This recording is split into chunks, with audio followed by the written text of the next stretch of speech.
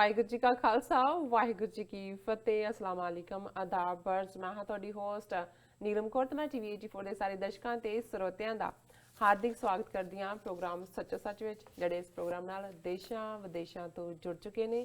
ਖਾਲਸਾ ਨੂੰ ਫੇਰ ਸੈਂਟਰ ਦੇ ਸੰਚਾਲਕ ਡਾਕਟਰ ਅਮਰਜੀਤ ਸਿੰਘ ਜੀ ਰੋਜ਼ਾਨਾ ਤਰ੍ਹਾਂ ਸਟੂਡੀਓ ਵਿੱਚ ਮੇਰੇ ਨਾਲ ਸ਼ਾਮਲ ਨੇ। ਆਓ ਨਾ ਮਿਲ ਕੇ ਅੱਜ ਦੇ ਅਹਿਮ ਇਸ਼ੂਜ਼ ਉੱਪਰ ਉਹਨਾਂ ਤੋਂ ਉਹਨਾਂ ਦਾ ਤਬਸਰਾ ਜਾਣਦੇ ਹਾਂ। ਜੀ ਡਾਕਟਰ ਸਾਹਿਬ ਵਾਹਿਗੁਰੂ ਜੀ ਕਾ ਖਾਲਸਾ ਵਾਹਿਗੁਰੂ ਜੀ ਕੀ ਫਤਿਹ। ਜੀ ਡਾਕਟਰ ਸਾਹਿਬ ਜੀ ਆਇਆਂ ਨੂੰ ਪ੍ਰੋਗਰਾਮ ਸੱਚੋ ਸੱਚ ਵਿੱਚ ਬਹੁਤ ਸ਼ੁਕਰੀਆ ਜੀ ਡਾਕਟਰ ਸਾਹਿਬ। ਅੱਜ 22 ਜਨਵਰੀ 2020 10 ਮਾਘ ਨਾਨਕਸ਼ਾਹੀ ਸੰਮਤ 551 ਦਾ ਦਿਨ ਹੈ ਤੇ ਡਾਕਟਰ ਸਾਹਿਬ ਪ੍ਰੋਗਰਾਮ ਸ਼ੁਰੂ ਕਰਨ ਤੋਂ ਪਹਿਲਾਂ ਅਸੀਂ ਆਪਣੇ ਦਰਸ਼ਕਾਂ ਤੇ ਸਰੋਤਿਆਂ ਨੂੰ ਹਮੇਸ਼ਾ ਤਰ੍ਹਾਂ ਵਿਊਅਰਸ ਜੇ ਤੁਸੀਂ ਹੱਕ ਸੱਚ ਇਨਸਾਫ ਤੇ ਪੈਰਾ ਦਿੰਦਾ ਇੱਕੋ ਇੱਕ ਚੈਨਲ ਟੀਵੀ 84 ਨੂੰ ਦੇਖਣਾ ਚਾਹੁੰਦੇ ਹੋ ਤਾਂ ਤੁਸੀਂ ਦੇਖ ਸਕਦੇ ਹੋ ਸਪੈਕਟਰਮ ਕੇਬਲ, ਆਰਸੀਨ cable, welfare cable in Canada, roku, Jadoo Box, Shawa, Facebook TV 84 ਦੀ ਐਪ ਰਾਹੀਂ online streaming and IP box ਤੇ ਤੁਸੀਂ TV 84 ਨੂੰ ਦੇਖ ਸਕਦੇ ਹੋ। ਵਿਊਅਰਸ ਜੇ ਤੁਸੀਂ TV 84 ਨਾਲ ਜਾਂ ਪ੍ਰੋਗਰਾਮ ਸੱਚੋ ਸੱਚ ਨਾਲ Facebook ਰਾਹੀਂ ਜੁੜੇ ਹੋ ਤਾਂ ਇਸ ਨੂੰ ਵੱਧ ਤੋਂ ਵੱਧ ਲਾਈਕ ਕਰੋ ਤੇ ਸ਼ੇਅਰ ਕਰੋ ਅਤੇ ਨਾਲ ਹੀ YouTube ਤੇ ਸਬਸਕ੍ਰਾਈਬ ਕਰੋ।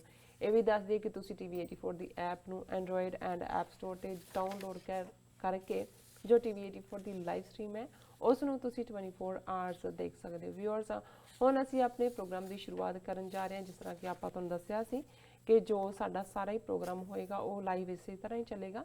ਜਿਸ ਤਰ੍ਹਾਂ ਕਿ ਫੇਸਬੁੱਕ ਤੇ ਸੈਗਮੈਂਟ ਬਣਾਏ ਜਾਂਦੇ ਸਨ 4 ਉਹ ਨਹੀਂ ਹੋਣਗੇ, ਉਹ ਲਗਾਤਾਰਤਾ ਇਸ ਪ੍ਰੋਗਰਾਮ ਦੀ ਰਹੇਗੀ 7:30 ਤੋਂ ਲੈ ਕੇ 9 ਵਜੇ ਤੱਕ। ਸੋ ਅੱਜ ਦਾ ਜੋ ਪਹਿਲਾ ਮੇਨ ਇਸ਼ੂ ਹੈ ਉਸ ਬਾਰੇ ਆਪਾਂ ਡਾਕਟਰ ਸਾਹਿਬ ਕੋਲੋਂ ਉਹਨਾਂ ਦੇ ਵਿਚਾਰ ਸੁਣਾਂਗੇ। ਸੋ ਅੱਜ ਪਹਿਲਾ ਆਪਣਾ ਜੋ ਹੋਏਗਾ ਅਹਿਮ ਇਸ਼ੂ ਉਹ ਕਸ਼ਮੀਰ ਮੁੱਦੇ ਤੇ ਹੋਏਗਾ। ਸੋ ਅਸੀਂ ਚਾਹਾਂਗੇ ਕਿ ਤੁਸੀਂ ਸਾਡੇ ਨਾਲ ਇਸੇ ਤਰ੍ਹਾਂ ਹੀ ਜੁੜੇ ਰਹਿਣਾ। ਦੇਖਣ ਸੁਣਨ ਲਈ ਤੁਹਾਡਾ ਸਭ ਦਾ ਬਹੁਤ ਬਹੁਤ ਸ਼ੁਕਰੀਆ। ਜੀ ਡਾਕਟਰ ਸਾਹਿਬ ਕੀ ਕਹਿਣਾ ਚਾਹੋਗੇ? ਦੇਖੋ, ਸਭ ਤੋਂ ਪਹਿਲਾਂ ਤਾਂ ਅਸੀਂ ਆਪਣੇ ਸਾਰੇ ਦਰਸ਼ਕਾਂ ਦਾ ਸ਼ੁਕਰੀਆ ਅਦਾ ਕਰਦੇ ਹਾਂ ਕਿ ਕੱਲ੍ਹ ਜਿਹੜਾ ਫਾਰਮੈਟ ਜਿਹਦੇ 'ਚ ਕਿ ਅਸੀਂ ਵਿਦਆਊਟ ਬ੍ਰੇਕਿੰਗ ਜਿਹੜਾ ਸੈਗਮੈਂਟਸ ਉਹ 1.5 ਘੰਟੇ ਪ੍ਰੋਗਰਾਮ ਚਲਾਇਆ, ਉਸ ਨੂੰ ਸਾਡੇ ਦਰਸ਼ਕਾਂ ਨੇ ਸਰਾਹਿਆ ਕਿ ਸਾਰੀ ਇਨਫੋਰਮੇਸ਼ਨ ਇੱਕ ਥਾਂ ਤੇ ਕੰਸੋਲੀਡੇਟਡ ਹੈ। ਔਰ ਮੈਂ ਆਪਣੀ ਟੈਕਨੀਕਲ ਟੀਮ ਦਾ ਵੀ ਸ਼ੁਕਰੀਆ ਅਦਾ ਕਰਦਾ ਕਿ ਉਹਨਾਂ ਨੇ ਐਕਸਟਰਾ ਘੰਟਾ ਠਹਿਰ ਕੇ ਇਸ ਗੱਲ ਨੂੰ ਵੀ ਯਕੀਨੀ ਬਣਾਇਆ ਕਿ ਚਾਰੋਂ ਸੈਗਮੈਂਟਸ ਦੇ ਵਿੱਚ ਵੀ, ਤਾਂ ਕਿ ਜਿਨ੍ਹਾਂ ਦੇ ਕੋਲ ਬਹੁਤ ਵਕਤ ਨਹੀਂ ਹੈ ਉਹ ਇਸ਼ੂ ਬੇਸ ਦੇਖਣਾ ਚਾਹੁੰਦੇ ਨੇ ਉਸ ਨੂੰ ਵੀ YouTube ਔਰ Facebook ਦੇ ਉੱਤੇ ਅਪਲੋਡ ਕੀਤਾ। ਸੋ ਜ਼ਾਹਰ ਹੈ ਕਿ ਅਸੀਂ ਅੱਜ ਵੀ ਹੁਣ ਆਉਣ ਵਾਲੇ ਪੀਰੀਅਡ 'ਚ ਸਹੀ ਫਾਰਮੈਟ ਨੂੰ ਅੱਗੇ ਤੋਰਾਂਗੇ।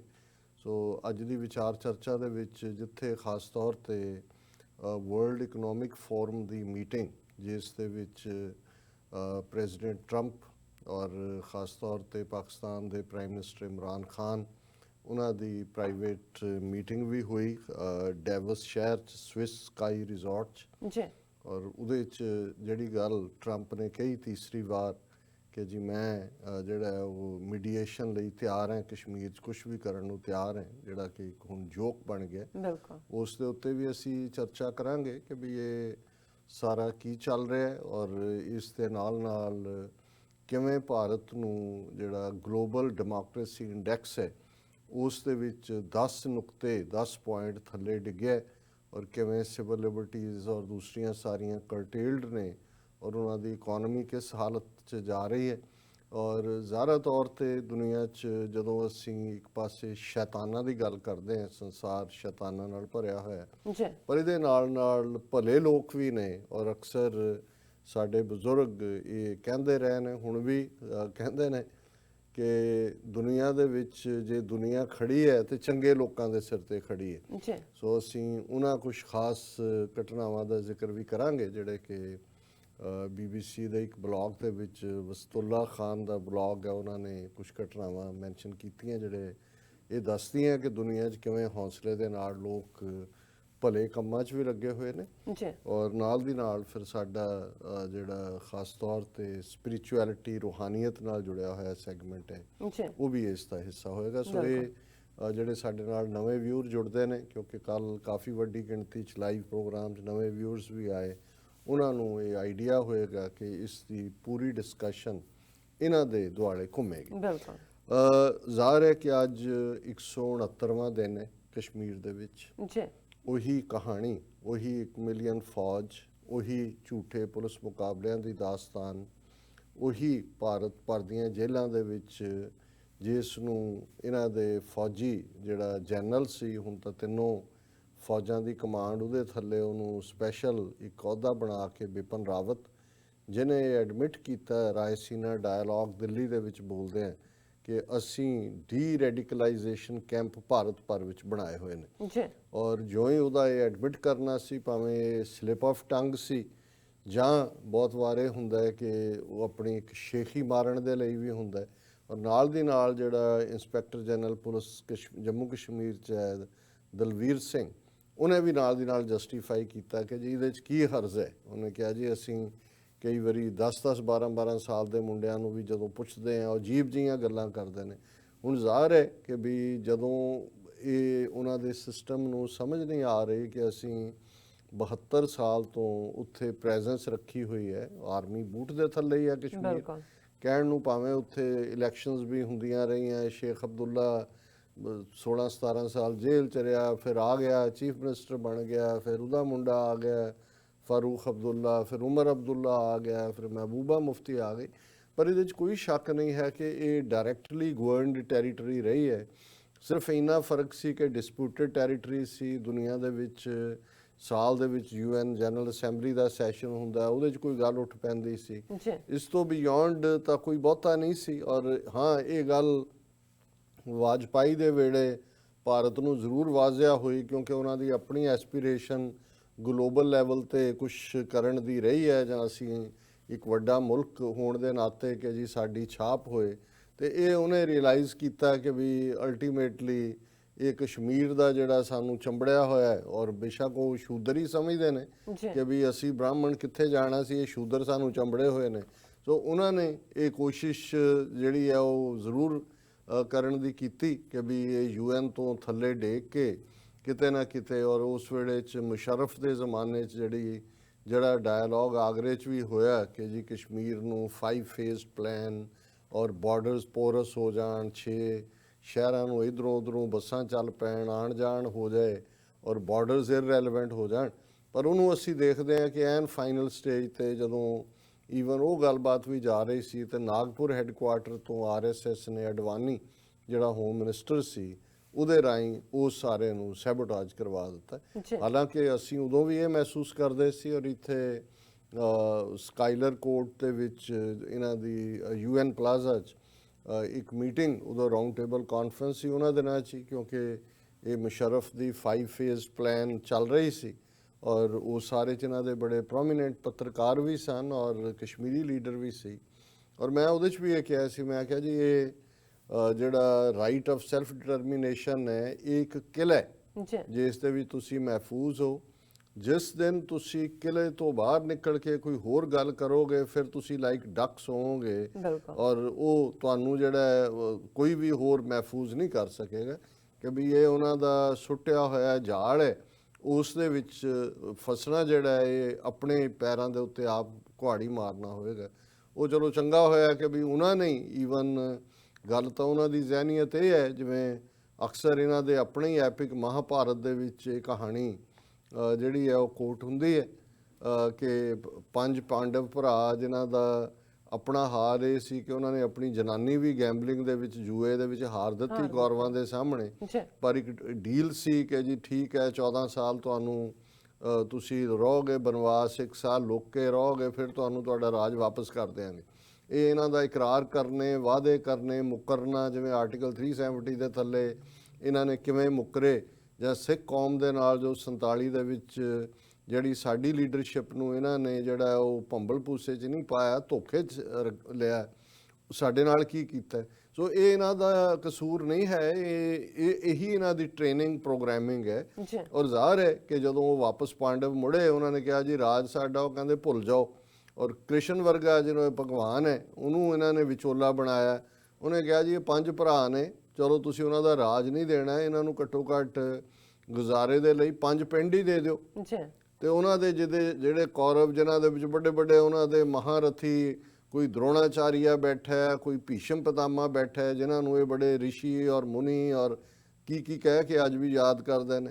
ਉਹ ਕਹਿੰਦੇ ਨੇ ਜੀ ਤੁਸੀਂ 5 ਪਿੰਡ ਮੰਗਦੇ ਹੋ, ਇਹਨਾਂ ਲਈ ਅਸੀਂ ਤਾਂ ਸੂਈ ਦੇ ਨੱਕੇ ਜਿੰਨੀ ਥਾਂ ਨਹੀਂ ਦੇਣੀ ਹੈ। ਸੋ ਇਹੀ ਇਹਨਾਂ ਦਾ ਬਿਹੇਵੀਅਰ ਹੈ। ਕਾਸ਼ ਸਾਡੀ ਲੀਡਰਸ਼ਿਪ ਨੂੰ ਜਾਂ ਜਿਹੜੇ ਜੰਮੂ ਕਸ਼ਮੀਰ ਨੂੰ ਲੀਡ ਕਰ ਰਹੇ ਸੀ ਉਸ ਜ਼ਮਾਨੇ 'ਚ 47 'ਚ ਸ਼ੇਖ ਅਬਦੁੱਲੇ ਵਰਗੇ ਜਾਂ ਮਾਸਟਰ ਤਾਰਾ ਸਿੰਘ ਸਾਡੇ ਇਧਰੋਂ ਇਹਨਾਂ ਨੂੰ ਸਮਝ ਹੁੰਦੀ ਕਿ ਕਿਹਨਾਂ ਦੇ ਨਾਲ ਉਹ ਡੀਲ ਕਰ ਰਹੇ ਨੇ। ਜੀ ਸੋ ਇੱਕ ਪਾਸੇ ਤਾਂ ਉਹਨਾਂ ਦਾ ਇਹ ਐਟੀਟਿਊਡ ਜਿਹੜਾ ਕਿ ਕਸ਼ਮੀਰ ਦੇ ਵਿੱਚ ਬਰਾਬਰ ਜਾਰੀ ਹੈ ਜ਼ੁਲਮ ਦਾ, ਕਿਵੇਂ ਉਹਨਾਂ ਨੇ ਆਪਣੇ ਜਿਹੜੇ ਨੇ ਇਨਸਾਈਡਰ ਵਿੱਚ ਵਾੜ ਕੇ ਪਾਰਲੀਮੈਂਟ ਤੇ ਅਟੈਕ ਦਾ ਡਰਾਮਾ ਕੀਤਾ 2001 'ਚ।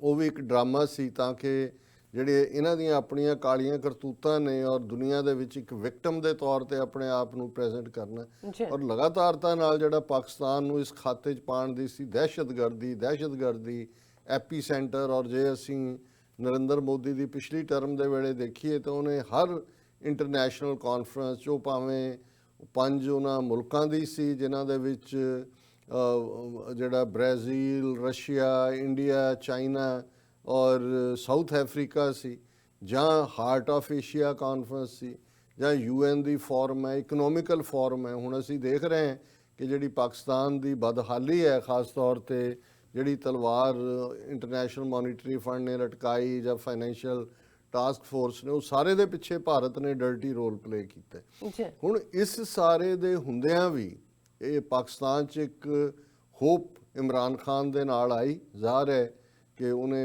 ਐਜ਼ ਏ ਕਲੀਨ ਸਲੇਟ ਸ਼ੁਰੂ ਕੀਤਾ। ਉਹ ਕੋਈ ਪਹਿਲਾਂ ਪਾਵਰ 'ਚ ਨਹੀਂ ਸੀ, ਜਸਟ ਪਹਿਲਾਂ ਇੱਕ ਨੈਸ਼ਨਲ ਅਸੈਂਬਲੀ ਦੇ ਮੈਂਬਰ ਹੀ ਚੁਣੇ ਗਏ, ਲੇਕਿਨ ਇੱਕ ਕਲੀਨ ਹਾਰਟਡ ਮੈਨ ਜਿਹੜੇ ਇੰਟਰਨੈਸ਼ਨਲੀ ਸੋਚ ਸਕਦੇ ਸੀ ਔਰ ਜਿਹੜੇ ਆਊਟ ਆਫ ਦਾ ਬਾਕਸ, ਜਿਸ ਜ਼ਮਾਨੇ ਦੇ ਵਿੱਚ ਸਾਰੀਆਂ ਸਿਆਸੀ ਪਾਰਟੀਆਂ 9/11 ਤੋਂ ਬਾਅਦ ਜੂਨੀਅਰ ਬੁਸ਼ ਉਹਦੀ ਬਿਡਿੰਗ ਦੇ ਉੱਤੇ, ਉਹ ਜਿਵੇਂ ਫਰੇਜ਼ ਹੈ ਕਿ ਜੀ ਤੁਹਾਨੂੰ ਜਿਹੜਾ ਉਹ ਬੈਂਡ ਕਰਨ ਲਈ ਕਿਹਾ ਸੀ, ਤੁਸੀਂ ਤਾਂ ਕ੍ਰੋਲ ਕਰਨ ਲੱਗ ਗਏ ਜੀ, ਔਰ ਉਵੇਂ ਕਰਨ ਲੱਗ ਗਈਆਂ। ਉਦੋਂ ਵੀ ਇਮਰਾਨ ਖਾਨ ਦਾ ਘੱਟੋ ਘੱਟ ਅਫਗਾਨਿਸਤਾਨ ਪਾਲਿਸੀ ਜਾਂ ਅਮਰੀਕਾ ਦਾ ਜਿਹੜਾ ਹਮਲਾ ਸੀ ਉਸ ਬਾਰੇ ਹੀ ਕੰਸਿਸਟੈਂਟ ਪਾਲਿਸੀ ਰਹੀ ਕਿ ਇਹ ਸਾਡੀ ਜੰਗ ਨਹੀਂ ਹੈ ਔਰ ਇਸ 'ਚ ਅਸੀਂ ਬਿਲਕੁਲ ਸ਼ਮੂਲੀਅਤ ਨਹੀਂ ਕਰਨੀ ਚਾਹੀਦੀ ਸਾਨੂੰ। ਸੋ ਉਹਦਾ ਹੀ ਨਤੀਜਾ ਹੈ ਕਿ ਜਦੋਂ ਹੁਣ ਦੁਬਾਰਾ ਉਹ ਪਾਵਰ 'ਚ ਆਇਆ, ਇੱਕ ਕਲੀਨ ਮਾਈਂਡ ਨਾਲ ਉਹਨੇ ਅਫਗਾਨਿਸਤਾਨ ਇਸ਼ੂ 'ਚ ਵੀ ਜਿਹੜਾ ਡਾਇਲੋਗ ਆਲਰੇਡੀ ਸ਼ੁਰੂ ਹੋਇਆ ਹੋਇਆ ਸੀ ਅਮਰੀਕਾ ਦਾ ਤਾਲਿਬਾਨ ਦੇ ਨਾਲ ਦੋਹਾ ਕਤਰ ਦੇ ਵਿੱਚ ਆਪਣਾ ਹੈੱਡਕੁਆਟਰ ਬਣਾ ਕੇ, ਉਹਨੂੰ ਵੀ ਫੈਸਿਲੀਟੇਟ ਕਰਨ ਦੀ ਕੋਸ਼ਿਸ਼ ਕੀਤੀ ਤਾਂ ਕਿ ਅਮਰੀਕਾ ਜਿਹੜਾ ਉੱਥੋਂ ਨਿਕਲੇ। ਜਿਹੜੀ ਇਹਨਾਂ ਦੀ ਹਿਊਮਿਲੇਟਿੰਗ ਲਾਈਨ ਪਿਛਲੇ 20 ਸਾਲਾਂ ਦੀ ਬਣੀ ਹੋਈ ਹੈ ਉਸ 'ਚੋਂ ਨਿਕਲਣ। ਔਰ ਦੂਸਰੇ ਪਾਸੇ ਭਾਰਤ ਪ੍ਰਤੀ ਜਿਸ ਕਿਸਮ ਦਾ ਈਵਨ ਜਿਹੜਾ ਮੈਂ ਸਮਝਦਾ ਕਿ ਹੁਣ ਤੱਕ ਕਈ ਵਾਰੀ ਉਹ ਜ਼ਿਆਦਾ ਸੌਫਟ ਲੱਗਣ ਲੱਗ ਜਾਂਦਾ ਹੈ ਐਟੀਟਿਊਡ ਕਿ ਭਾਈ ਗੱਲਬਾਤ ਨਾਲ ਮਸਲੇ ਹੱਲ ਕਰੀਏ ਇਨਕਲੂਡਿੰਗ ਕਸ਼ਮੀਰ, ਔਰ ਅਸੀਂ ਦੋਨੋਂ ਨੇਬਰ ਗੁਰਬਤ ਨਾਲ ਲੜੀਏ, এনवायरमेंट ਨਾਲ ਲੜੀਏ, ਜਿਹੜੀ ਇਲ ਹੈਲਥ ਔਰ ਦੂਸਰਾ ਉਹਦੇ ਨਾਲ ਲੜੀਏ।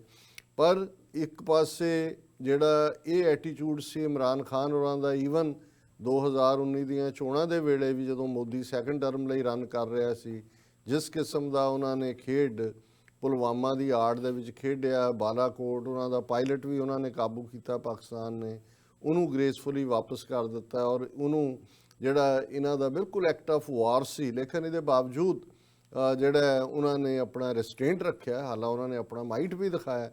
ਔਰ ਇਸ ਸਭ ਦੇ ਬਾਵਜੂਦ ਇਹ ਕੋਸ਼ਿਸ਼ ਸੀ ਕਿ ਵੀ ਹੋ ਸਕਦਾ ਹੈ ਇਹ ਮੋਦੀ ਐਂਡ ਕੰਪਨੀ, ਇਹਨਾਂ ਨੇ ਚੋਣਾਂ ਤਾਂ ਜਿੱਤਣੀਆਂ ਸੀ, ਹੁਣ ਤਾਂ ਚੋਣਾਂ ਜਿੱਤ ਲਈਆਂ, 301 ਸੀਟਾਂ ਇਹਨਾਂ ਦੀਆਂ ਪਾਰਲੀਮੈਂਟ 'ਚ ਨੇ, ਹੁਣ ਇਹ ਕਰਨਗੇ। ਪਰ ਇਹ ਉਹੀ ਨਾਈਵ ਸੋਚਦੇ ਸੀ ਜਿਨ੍ਹਾਂ ਨੂੰ ਇਹ ਪਤਾ ਨਹੀਂ ਹੈ ਕਿ ਇਹਨਾਂ ਦੀ ਤਾਂ ਸਾਰੀ ਇਮਾਰਤ ਹੀ ਇਸ ਦੇ ਉੱਤੇ ਖੜੀ ਹੈ, ਨਫ਼ਰਤ ਦੇ ਉੱਤੇ, ਪਾਕਿਸਤਾਨ ਦੇ ਖਿਲਾਫ, ਮੁਸਲਮਾਨਾਂ ਦੇ ਖਿਲਾਫ। ਔਰ ਇਹ ਕੋਈ ਸਾਲ 2 ਸਾਲ ਦੀ ਨਹੀਂ ਹੈ, 95 ਸਾਲਾਂ ਦੀ, ਜਿਸ ਸਾਰੇ ਨੂੰ ਉਹਨਾਂ ਨੇ ਪਿਛਲੇ 6 ਮਹੀਨੇ 'ਚ ਫਿਰ ਜੋ ਕਰਤੂਤ ਉਹਨਾਂ ਨੇ ਕੀਤੀ, ਪਹਿਲਾਂ 5 ਅਗਸਤ ਨੂੰ 2019 ਨੂੰ ਕਸ਼ਮੀਰ ਨੂੰ ਜਿਹੜਾ 1 ਮਿਲੀਅਨ ਫੌਜ ਦੇ ਹਵਾਲੇ ਕਰਕੇ ਉਹਦੀ ਸਫਾਈ ਹਸਤੀ ਤੋਂ ਹੀ ਮਿਟਾ ਦਿੱਤਾ, ਜੰਮੂ ਕਸ਼ਮੀਰ ਸਟੇਟ ਦਾ ਵਜੂਦ। ਜਿਹੜੇ ਪ੍ਰੋ ਇੰਡੀਆ ਸੀ ਉਹ ਵੀ ਡੱਕੇ ਹੋਏ ਨੇ ਅੱਜ ਤੱਕ ਵੀ, ਉਮਰ ਅਬਦੁੱਲਾ, ਫਾਰੂਕ ਅਬਦੁੱਲਾ, ਮਹਿਬੂਬਾ ਮੁਫਤੀ, ਔਰ ਇੱਕ ਅੰਦਾਜ਼ੇ ਮੁਤਾਬਕ 14,000 ਤੱਕ ਹੁਣ ਮੈਂ ਫਿਗਰ ਵੀ ਦੇਖ ਰਿਹਾ ਜਿਨ੍ਹਾਂ 'ਚ 10-10, 12-12 ਸਾਲ ਦੇ ਬੱਚੇ ਬੱਚੀਆਂ ਨੇ, ਉਹਨਾਂ ਨੂੰ ਚੁੱਕ ਕੇ ਡੀ ਰੈਡੀਕਲਾਈਜੇਸ਼ਨ ਦੇ ਨਾਂ ਥੱਲੇ ਭਾਰਤ ਭਰ ਦੀਆਂ ਜੇਲ੍ਹਾਂ 'ਚ ਰੱਖਿਆ ਹੋਇਆ, ਉੱਥੇ ਸਾਰੀਆਂ ਸਿਵਲ ਲਿਬਰਟੀਜ਼ ਖਤਮ ਨੇ। ਹੁਣ ਇਹ ਇੱਕ ਪਾਸੇ ਤਾਂ ਕਿਉਂਕਿ ਦੁਸ਼ਮਣ ਬਾਤ ਕਰੇ ਅਨਹੋਣੀ, ਅਨਫੋਰਚੂਨੇਟਲੀ ਪਾਕਿਸਤਾਨ ਦੇ ਵਿੱਚ ਜਿਹੜੇ ਪਾਲਿਸੀ ਮੇਕਰ ਜਾਂ ਜੋ ਵੀ ਉਹਨਾਂ ਦੇ ਥਿੰਕਰ ਜਾਂ ਦੂਸਰੇ ਨੇ, ਉਹ ਸ਼ਾਇਦ ਉਹਨਾਂ ਨੂੰ ਖਾਬ 'ਚ ਵੀ ਨਾ ਹੋਏ ਜੋ 5 ਅਗਸਤ ਨੂੰ ਹੋਇਆ। ਪਰ ਇਹ ਵੀ ਇੱਕ ਪੋਸੀਬਿਲਿਟੀ ਹੈ ਕਿ ਉਹ ਕਈ ਵਾਰ ਅਸੀਂ ਜਦੋਂ ਕਿਸੇ ਚੀਜ਼ ਦਾ ਗੁੱਡ ਸਿਨੈਰੀਓ ਦੇਖਦੇ ਹਾਂ ਤੇ ਸਭ ਕੁਝ ਸਾਨੂੰ ਜਿਹੜਾ ਉਹ ਰੋਜ਼ੀ ਨਜ਼ਰ ਆਉਂਦਾ ਹੈ, ਸਭ 'ਚ ਹਰ ਚੀਜ਼ 'ਚ ਗੁਲਾਬ ਦੀ ਮਹਿਕ ਆਉਂਦੀ ਹੈ, ਉਹ ਭਾਵੇਂ ਕਿੱਕਰਾਂ ਦੇ ਕੋਲ ਸਾਨੂੰ ਖੜਾ ਕੀਤਾ ਹੋਏ। ਸੋ ਮੈਨੂੰ ਲੱਗਦਾ ਹੈ ਕਿਤੇ ਨਾ ਕਿਤੇ, ਪਰ ਇਸ ਸਾਰੇ ਦੇ ਵਿੱਚ ਜਿਹਦੇ ਲਈ ਮੈਂ ਸਮਝਦਾ ਹਾਂ ਵੀ ਸ਼ਾਇਦ ਇਹ ਜਿਹੜੀ ਮੇਕ ਗੁੱਡ ਫੀਲ ਵੀ ਜਾਂ ਪੋਜ਼ਿਟਿਵ ਹੈ, ਉਹਦੇ 'ਚ ਅਮਰੀਕਾ ਦਾ ਜਿਹੜਾ, ਜੇ ਮੈਂ ਇਹਦੇ ਲਈ ਲਫ਼ਜ਼ ਈਵਨ ਡਰਟੀ ਵੀ ਕਹਾਂ ਤੇ ਇਹ ਇੰਨਾ ਡਰਟੀ ਨਹੀਂ ਹੋਏਗਾ ਲਫ਼ਜ਼, ਕਿਉਂਕਿ ਇਸ ਪੀਰੀਅਡ 'ਚ ਇਮਰਾਨ ਖਾਨ ਜਦੋਂ ਦੇ ਪਾਵਰ 'ਚ ਆਏ ਔਰ ਹੁਣ ਜਦੋਂ ਅਸੀਂ ਇਸ ਆਫਰ ਦੀ ਗੱਲ ਕਰ ਰਹੇ ਹਾਂ ਜਿਹੜਾ ਕਿ ਟਰੰਪ ਇਮਰਾਨ ਖਾਨ ਔਰਾਂ ਦੀ ਮੀਟਿੰਗ ਔਰ ਮੀਡੀਆ ਮਿਲਣੀ ਦੇ ਨਾਲ ਹੋਈ, ਜਿਹਦੇ 'ਚ ਟਰੰਪ ਮਾਈ ਫਰੈਂਡ ਕਹਿ ਕੇ ਐਡਰੈਸ ਕਰ ਰਿਹਾ, ਇਹ ਤੀਸਰੀ ਮੀਟਿੰਗ ਹੈ।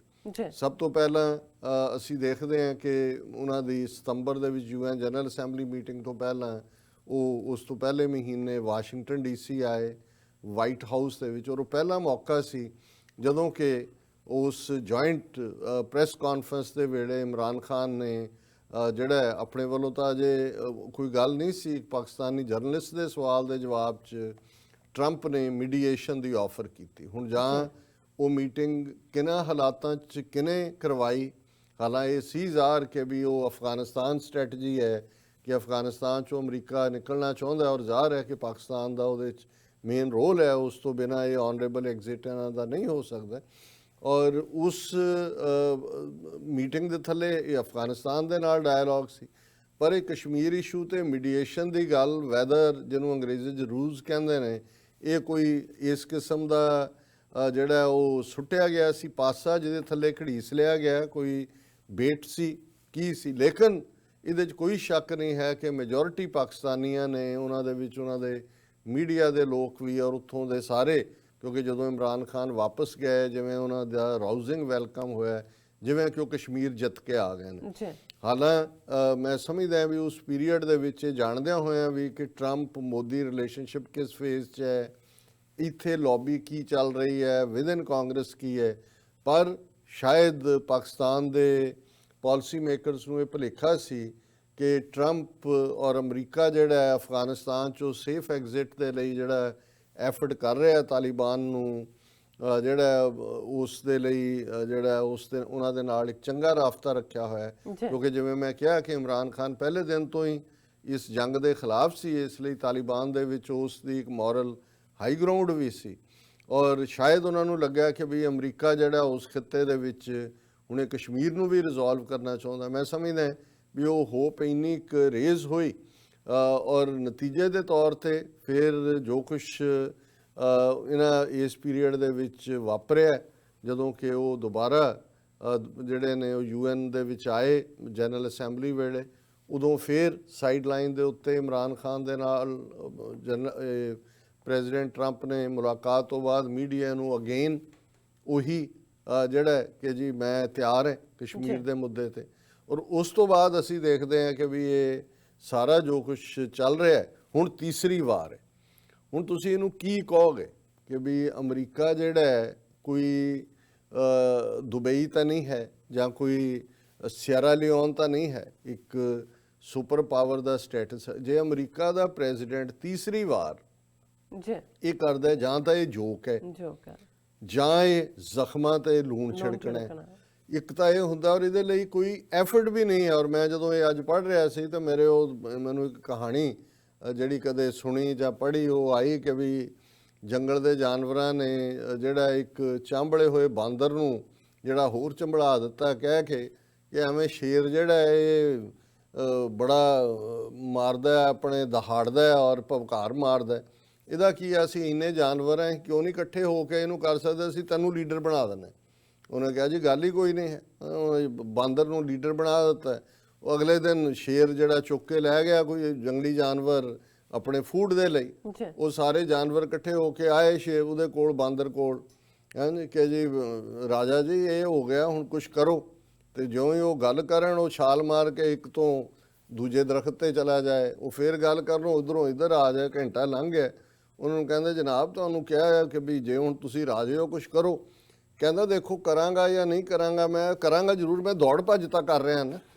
ਸੋ ਹੁਣ ਇਹ ਤਾਂ ਟਰੰਪ ਦੇ ਮਾਮਲੇ 'ਚ ਤਾਂ ਇਹ ਵੀ ਨਹੀਂ ਨਜ਼ਰ ਆਇਆ ਕਿ ਵੀ ਘੱਟੋ ਘੱਟ ਕੋਈ ਦੌੜ ਭੱਜ ਹੀ ਕਰ ਰਿਹਾ ਹੋਏ, ਕਿ ਵੀ ਤਲਬ ਕੀਤਾ ਹੋਏ, ਸੰਮਨ ਕੀਤਾ ਹੋਏ, ਕੋਈ ਆਪਣਾ ਫਾਰਮੈਟ ਐਲਾਨਿਆ ਹੋਏ। ਹੁਣ ਇਹ ਕਹੀ ਜਾਣਾ ਕਿ ਜੀ ਮੈਂ ਗੱਲ ਕਰਾਂਗਾ, ਹੁਣ ਵੀ ਜਿਹੜੇ ਟਰੰਪ ਦੇ ਲਫ਼ਜ਼ ਨੇ ਜਿਸ ਨੂੰ ਜਿਹੜਾ ਮਰਜ਼ੀ ਜਿੱਧਰ ਮਰਜ਼ੀ ਇੰਟਰਪ੍ਰੇਟ ਕਰੇ, ਉਹਦੇ 'ਚ ਉਹਨੇ ਕਿਹਾ what's going on between Pakistan and India, if we can help, we certainly will be willing to. We have been watching it very closely and it is an honor to be here with my friend. ਹੁਣ ਦੇਖੋ ਵੀ ਇਸ ਤੋਂ ਵੱਧ ਕੇ ਉਹ ਸਾਡੇ ਪੰਜਾਬੀ 'ਚ ਉਹ ਫੱਫੇ ਕੁੱਟਣੀਆਂ ਜਨਾਨੀਆਂ ਹੁੰਦੀਆਂ, ਜਿਹਨੂੰ ਕਹਿੰਦੇ ਨੇ, ਉਹ ਅੰਗਰੇਜ਼ੀ ਤਾਂ ਨਹੀਂ ਉਹਦੀ ਸਮਝਾਈ ਜਾ ਸਕਦੀ ਵੀ ਕੀ ਹੁੰਦੀ ਹੈ, ਕਿ ਵੀ ਹੁਣ ਇਹ ਇੱਕ ਫੱਫੇ ਕੁੱਟਣ ਵਾਲਾ ਬਿਆਨ ਨਹੀਂ ਹੈ ਤੇ ਹੋਰ ਇਹ ਕੀ ਹੈ, ਕਿ ਵੀ ਉਹ ਕਹਿ ਰਿਹਾ ਹੈ ਕਿ ਜੀ ਮੈਂ ਤਿਆਰ ਹਾਂ ਜੀ, ਮੈਂ ਜੇ ਮੈਂ ਕੁਝ ਕਰ ਸਕਾਂ, ਔਰ ਇਹ ਜਿਹੜਾ if we can help we will certainly, ਤੁਹਾਡੀ ਜ਼ਿੰਮੇਵਾਰੀ ਹੈ। ਬਿਲਕੁਲ UN ਸਿਕਿਉਰਿਟੀ ਕੌਂਸਲ 'ਚ ਤੁਸੀਂ ਬੈਠੇ ਹੋਏ ਹੋ, ਜਦੋਂ ਜਿੱਥੇ ਕਿ ਇਹ ਇਸ਼ੂ ਗਿਆ, ਤੁਸੀਂ ਵੱਡਾ ਚੁੱਕਿਆ ਹੋਇਆ, ਇੱਥੇ ਦੁਨੀਆ ਦਾ ਵੱਡਾ ਬੁੱਤ ਲਾਇਆ ਹੋਇਆ, ਜਿਹੜਾ ਉਹ ਸਟੈਚੂ ਆਫ ਲਿਬਰਟੀ ਦਾ, ਤੁਸੀਂ ਮਾਮੇ ਬਣੇ ਹੋਏ ਹੋ ਜਿਹੜੀ ਹੈ ਜਮਹੂਰੀਅਤ ਦੇ ਵੀ ਔਰ ਹਿਊਮਨ ਰਾਈਟਸ ਦੇ ਵੀ ਔਰ ਦੂਸਰੇ ਵੀ। ਉੱਥੇ 80 ਲੱਖ ਲੋਕ ਜੋ ਉਹਨਾਂ ਦੀ ਇਹ ਹਾਲਤ ਕੀਤੀ ਹੋਈ ਹੈ, ਜੋ ਔਰ ਉਹ ਕੱਲੀ ਵਾਇਲੇਸ਼ਨ ਕੋਈ ਇਹ ਨਹੀਂ ਹੈ ਵੀ ਇੰਡੀਅਨ ਕਨਸਟੀਟਿਊਸ਼ਨ ਦੇ ਆਰਟੀਕਲ 370 ਦੀ ਵਾਇਲੇਸ਼ਨ ਹੈ, ਉਹ ਹਰ ਚੀਜ਼ ਦੀ ਵਾਇਲੇਸ਼ਨ ਹੈ, ਉਹ ਇੰਟਰਨੈਸ਼ਨਲ ਕੋਵੈਨੈਂਟਸ ਦੀ, ਇੰਟਰਨੈਸ਼ਨਲ ਲਾਅ ਦੀ, UN ਸਿਕਿਉਰਿਟੀ ਕੌਂਸਲ ਰੈਜ਼ੋਲੂਸ਼ਨ ਦੀ, ਈਵਨ ਸ਼ਿਮਲਾ ਐਗਰੀਮੈਂਟ ਦੀ, ਜਿਹਦਾ ਇਹ ਮੰਤਰ ਬਾਰ-ਬਾਰ ਪੜ੍ਹਦੇ ਨੇ, ਸ਼ਿਮਲਾ ਐਗਰੀਮੈਂਟ, ਉਹਦੇ 'ਚ ਵੀ ਬਾਈਲੇਟਰਲ ਹੈ, ਜੇ ਉਹਦੀ ਵੀ ਗੱਲ ਕਰ ਲਓ।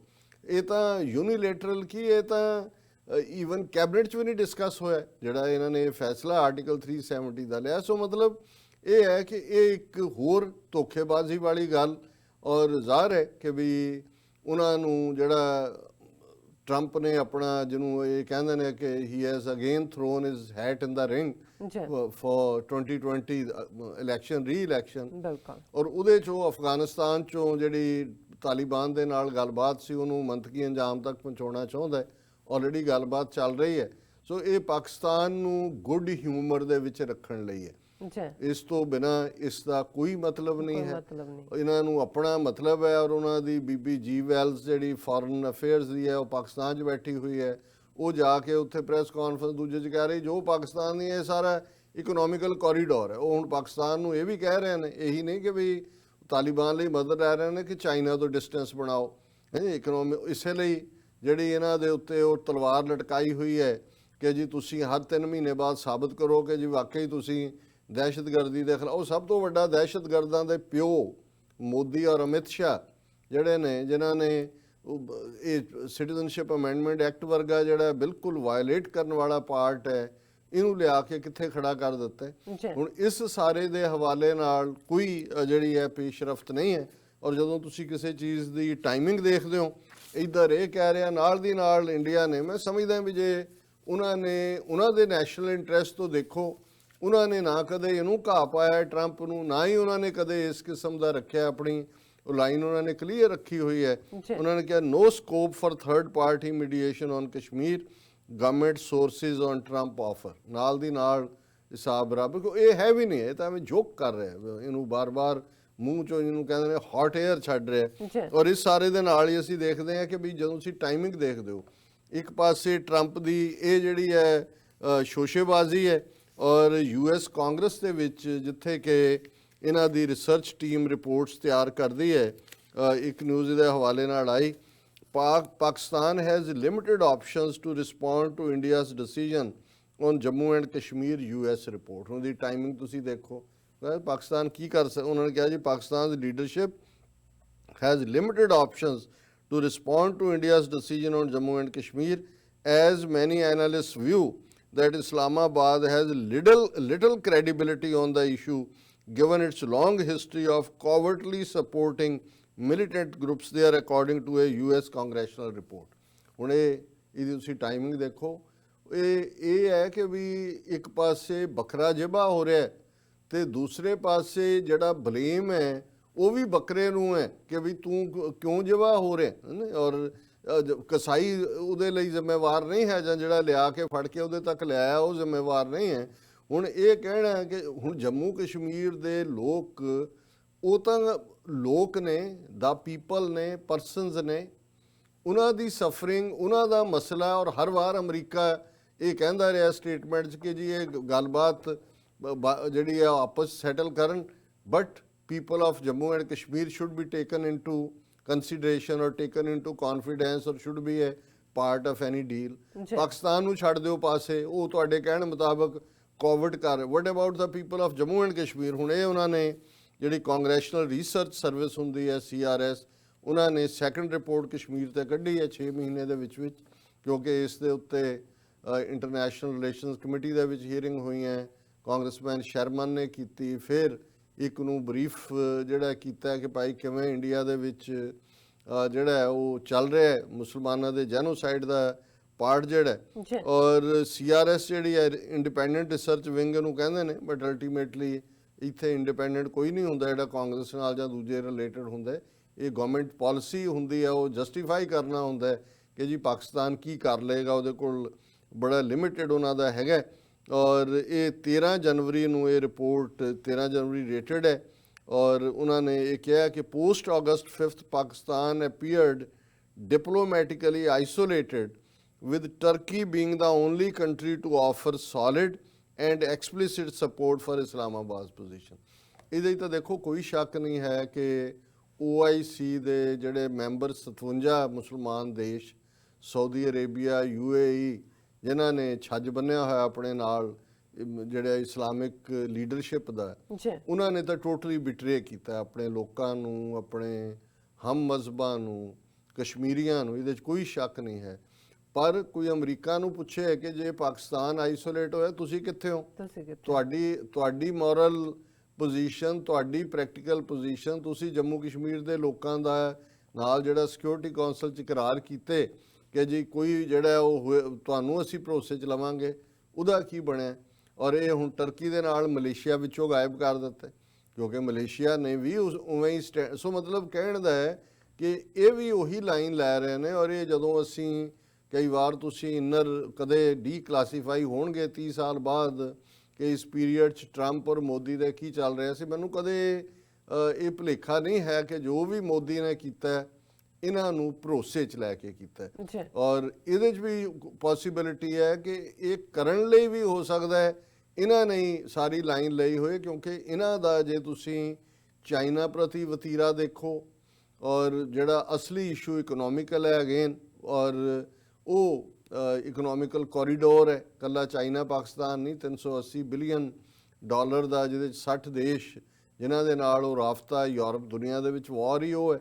ਔਰ ਉਹਦੇ 'ਚ ਜਿਹੜਾ ਹੁਣ ਇਹਨਾਂ ਨੇ ਲਦਾਖ ਸਿੱਧੀ ਯੂਨੀਅਨ ਟੈਰੀਟਰੀ ਬਣਾ ਕੇ ਆਪਣੇ ਕੰਟਰੋਲ 'ਚ ਕਰ ਲਈ, ਔਰ ਜਿਹਦਾ ਹੁਣ ਕੋਈ ਜ਼ਿਕਰ ਵੀ ਨਹੀਂ ਕਰਦਾ, ਉਹ ਸਾਰਾ ਜਿਹੜਾ ਰਾਊਟ ਹੈ ਉਸ ਇਕਨੋਮਿਕਲ ਕੋਰੀਡੋਰ ਦਾ, ਉਸ ਲਦਾਖ ਔਰ ਉਸ ਖਿੱਤੇ ਦੇ ਨਾਲ ਜੁੜਿਆ ਹੋਇਆ।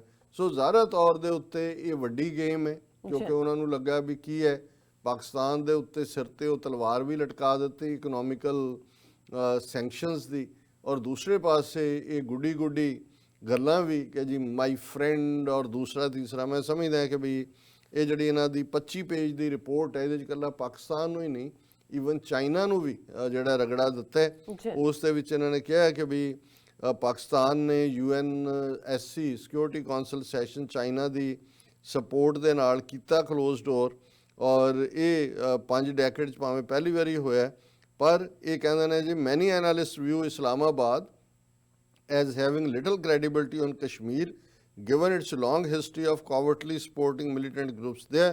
और फिर उन्होंने even चाइना के हवाले नाल भी कहा कि भी जड़ा China, given also that Pakistan and its primary ally China enjoy limited international credibility on human rights issues, Islamabad may stand by and hope that self-inflicted damage caused by New Delhi's own policies in Kashmir and more recently on citizenship law will harm India's reputation and perhaps undercut its recent diplomatic gains with Arab states such as Saudi। ਹੁਣ ਇਹ ਉਹ ਜਿਹਨੂੰ ਕਹਿੰਦੇ ਨੇ ਕਿ ਵੀ ਪਾਕਿਸਤਾਨ ਦੇ dreams ਨੂੰ ਵੀ ਇਹ ਇਹਨਾਂ ਦੀ ਰਿਪੋਰਟ ਕਰ ਰਹੀ ਹੈ ਕਿ ਉਹਨਾਂ ਦੇ ਕੋਲ ਤਾਂ ਕੋਈ ਆਪਸ਼ਨ ਨਹੀਂ ਹੈ, ਕਿਉਂਕਿ ਫੇਲ ਹੋ ਗਏ, ਜੰਗ ਕਰਕੇ ਵੀ ਦੇਖ ਲਿਆ, ਔਰ ਚਾਈਨਾ ਨਾਲ ਹੈ, ਚਾਈਨਾ ਦੀ ਆਪਣੀ ਕੀ ਕ੍ਰੈਡੀਬਿਲਿਟੀ ਹੈ ਇੰਟਰਨੈਸ਼ਨਲੀ, ਸਿਰਫ ਇੱਕ ਟਰਕੀ ਨਾਲ ਖਲੋਤਾ ਹੈ। ਉਹਨੂੰ ਕਿਹਾ ਹੁਣ ਪਾਕਿਸਤਾਨ ਇੰਤਜ਼ਾਰ ਕਰੇ ਕਿ ਜੀ ਉੱਥੇ ਜਿਹੜਾ ਸੀਏ ਦੇ ਉੱਤੇ ਚੱਲ ਰਿਹਾ ਹੈ ਔਰ ਇੰਡੀਆ ਦੀ ਕ੍ਰੈਡੀਬਿਲਿਟੀ ਰੈਪੂਟੇਸ਼ਨ ਥੱਲੇ ਨੂੰ ਜਾਏ, ਸਾਊਦੀ ਅਰੇਬੀਆ ਔਰ ਦੂਜੇ ਨਾਲੋਂ ਟੁੱਟਣ, ਤੇ ਫਿਰ ਉਹ ਇਵੇਂ ਹੀ ਹੈ ਕਿ ਮੂੰਹ ਟੱਡ ਕੇ ਬੈਠ ਜਾਓ ਕਿ ਉੱਤੋਂ ਕੋਈ ਮੀਂਹ ਦੀ ਬੂੰਦ ਜਿਹੜੀ ਆਏਗੀ ਉਹ ਤੁਹਾਡੇ ਮੂੰਹ 'ਚ ਪੈ ਜਾਏ ਤੇ ਇਹ ਗਨੀਮਤ ਹੈ। ਸੋ ਮੈਂ ਸਮਝਦਾ ਵੀ ਇਹ ਡਰਟੀ ਪੋਲਿਟਿਕਸ ਹੈ। ਜੀ ਪਾਕਿਸਤਾਨ ਦੇ ਜਿਹੜੇ ਵੀ policy maker, decision maker, law maker ਨੇ, ਹਾਲਾਂਕਿ ਜਿਸ ਕਿਸਮ ਦੀਆਂ ਉੱਥੇ ਡਿਬੇਟਸ ਜਾਂ ਦੂਸਰੀਆਂ ਜੋ ਚੱਲਦੀਆਂ ਨੇ ਉਹ ਕਈ ਵਾਰ ਬੜੀਆਂ ਨਿਰਾਸਤਾ ਵਾਲੀਆਂ ਹੁੰਦੀਆਂ ਕਿ ਵੀ ਚੈਲੰਜਸ ਕੀ ਨੇ ਔਰ ਜਿਨ੍ਹਾਂ ਦੇ ਉੱਤੇ ਚੈਲੰਜ ਨੇ ਔਰ ਉਹਨਾਂ ਦਾ ਜਿਹੜਾ ਰਵੱਈਆ ਉਹ ਕੀ ਹੈ। ਪਰ ਫਿਰ ਵੀ ਅਸੀਂ 80 ਲੱਖ ਕਸ਼ਮੀਰੀਆਂ ਦੇ ਨਾਲ, ਭਰਾਵਾਂ ਭੈਣਾਂ ਦੇ ਨਾਲ ਦੁਆ ਕਰ ਸਕਦੇ ਹਾਂ, ਇਹੀ ਕੁਝ ਕਰ ਸਕਦੇ ਹਾਂ ਕਿ ਭਾਈ ਉਹਨਾਂ ਦੀ ਪੀੜ ਨੂੰ ਆਪਣੀ ਪੀੜ ਸਮਝਦੇ ਹਾਂ। ਪਰ ਮੈਨੂੰ ਇਹ ਲੱਗਦਾ ਹੈ ਕਿ ਵੀ ਇਹ ਗੰਦੀ ਸਿਆਸਤ, ਗੰਦੇ ਲੋਕ, ਇਹ ਡਾਲਰਸ ਦੇ ਭੁੱਖੇ ਲੋਕ ਲਾਸ਼ਾਂ ਗਿਣਦੇ ਰਹਿਣਗੇ, ਇਹ ਡਾਲਰ ਗਿਣਦੇ ਰਹਿਣਗੇ। ਜੀ ਡਾਕਟਰ ਸਾਹਿਬ ਤੁਹਾਡਾ ਬਹੁਤ ਬਹੁਤ ਸ਼ੁਕਰੀਆ। ਤੁਸੀਂ ਪਹਿਲਾ ਅਹਿਮ ਇਸ਼ੂ ਸਾਡੇ ਦਰਸ਼ਕਾਂ ਨਾਲ ਸਾਂਝਾ ਕੀਤਾ। ਇੱਥੇ ਲੈਣੇ ਆ ਬ੍ਰੇਕ ਤੋਂ ਬਾਅਦ ਆਪਾਂ ਜੋ ਦੂਸਰੇ ਇਸ਼ੂ ਨੇ ਉਹ ਡਿਸਕਸ ਕਰਾਂਗੇ, ਪਰ ਉਸ ਤੋਂ ਪਹਿਲਾਂ ਆਪਾਂ ਬ੍ਰੇਕ ਲੈ ਲੈਣੇ ਆ। ਬ੍ਰੇਕ ਤੋਂ ਪਹਿਲਾਂ ਮੈਂ ਆਪਣੇ ਦਰਸ਼ਕਾਂ ਤੇ ਸਰੋਤਿਆਂ ਨੂੰ ਅਪੀਲ ਤੇ ਬੇਨਤੀ ਕਰਨਾ ਚਾਹੁੰਦੀ ਹਾਂ। ਵਿਊਅਰਸ, ਜਿਸ ਤਰ੍ਹਾਂ ਕਿ ਤੁਸੀਂ ਜਾਣਦੇ ਹੋ ਕਿ TV 84 ਇੱਕ ਪੰਥਕ ਚੈਨਲ ਹੈ। TV 84 ਸਿੱਖਾਂ, ਕਸ਼ਮੀਰੀਆਂ ਤੇ ਭਾਰਤ ਦੀਆਂ ਨੌਰਥ ਈਸਟ ਸਟੇਟਾਂ ਦੇ ਲੋਕਾਂ ਦੇ ਸਵੈ-ਨਿਰਣੇ ਦੇ ਹੱਕਾਂ ਦਾ ਹਾਮੀ ਹੈ। ਅਸੀਂ ਚਾਹਾਂਗੇ ਕਿ ਤੁਸੀਂ TV 84 ਦੀ ਚੜ੍ਹਦੀ ਕਲਾ ਲਈ ਵੱਧ ਤੋਂ ਵੱਧ ਡੋਨੇਟ ਕਰੋ। ਡੋਨੇਟ ਕਰਨ ਲਈ ਸਾਡੀ ਵੈਬਸਾਈਟ TV84.tv ਤੇ ਜਾ ਕੇ ਪੇਪਲ ਦੀ ਵਰਤੋਂ ਕਰਕੇ ਵਨ ਟਾਈਮ ਡੋਨੇਟ ਕਰ ਸਕਦੇ ਹੋ, ਮੰਥਲੀ ਡੋਨੇਟ ਵੀ ਕਰ ਸਕਦੇ ਹੋ। ਤੁਸੀਂ TV 84 ਦੇ ਨਾਮ ਤੇ ਚੈੱਕ ਬਣਾ ਕੇ ਸਾਨੂੰ ਮੇਲ ਵੀ ਕਰ ਸਕਦੇ ਹੋ। ਸਾਡੇ ਇਸ ਪਤੇ ਤੇ 36-01 37th ਐਵਨਿਊ, ਲੌਂਗ ਆਈਲੈਂਡ ਸਿਟੀ, ਨਿਊਯਾਰਕ 11101 USA, ਜਾਂ ਫਿਰ ਤੁਸੀਂ ਸਾਨੂੰ ਫੋਨ ਰਾਹੀਂ ਵੀ ਸੰਪਰਕ ਕਰ ਸਕਦੇ ਹੋ ਸਾਡੇ ਫੋਨ ਨੰਬਰ ਤੇ 5164060694। Thank you so much viewers. ਵਿਚਾਰਾਂ ਦਾ ਸਿਲਸਿਲਾ ਇਸ ਤਰ੍ਹਾਂ ਚੱਲਦਾ ਰਹੇਗਾ। ਮਿਲਦੇ ਹਾਂ ਛੋਟੇ ਜਿਹੇ ਬ੍ਰੇਕ ਤੋਂ ਬਾਅਦ।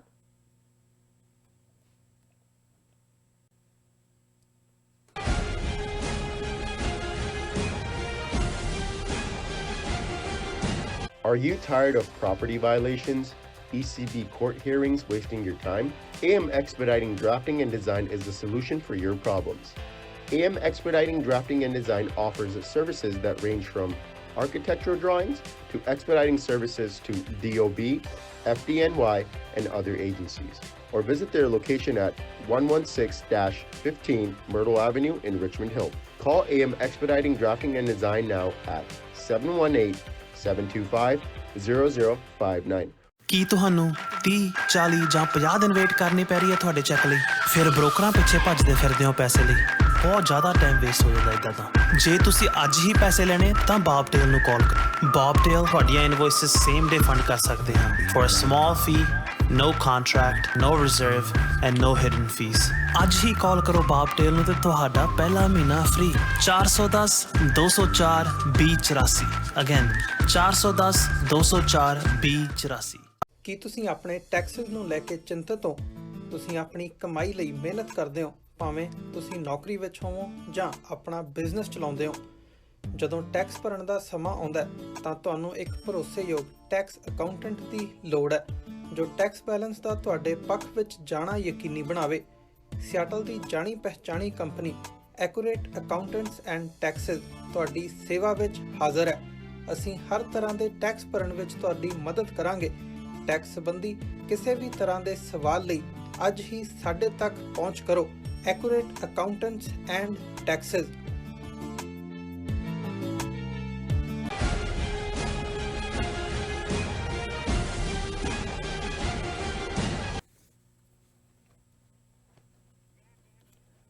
ਦਰਸ਼ਕੋ, ਬ੍ਰੇਕ ਤੋਂ ਬਾਅਦ ਤੁਹਾਡਾ ਸਭ ਦਾ ਬਹੁਤ-ਬਹੁਤ ਸਵਾਗਤ ਹੈ। ਪਹਿਲੇ ਸੈਗਮੈਂਟ ਦੇ ਵਿੱਚ ਪਹਿਲਾ ਅਹਿਮ ਇਸ਼ੂ ਇਹ ਸੀ ਕਿ ਟਰੰਪ ਵੱਲੋਂ ਕਸ਼ਮੀਰ ਮੁੱਦੇ ਤੇ ਵਿਚੋਲਗੀ ਲਈ ਕੀਤੀ ਗਈ ਪੇਸ਼ਕਸ਼ ਦੁਖਦਾਈ। ਇਸ ਉੱਪਰ ਡਾਕਟਰ ਸਾਹਿਬ ਨੇ ਆਪਣੇ ਵਿਚਾਰ ਤੁਹਾਡੇ ਸਾਰਿਆਂ ਨਾਲ ਸਾਂਝੇ ਕੀਤੇ ਨੇ। ਆਈ ਹੋਪ ਤੁਹਾਨੂੰ ਸਾਰਿਆਂ ਨੂੰ ਪਸੰਦ ਆਏ ਹੋਣਗੇ।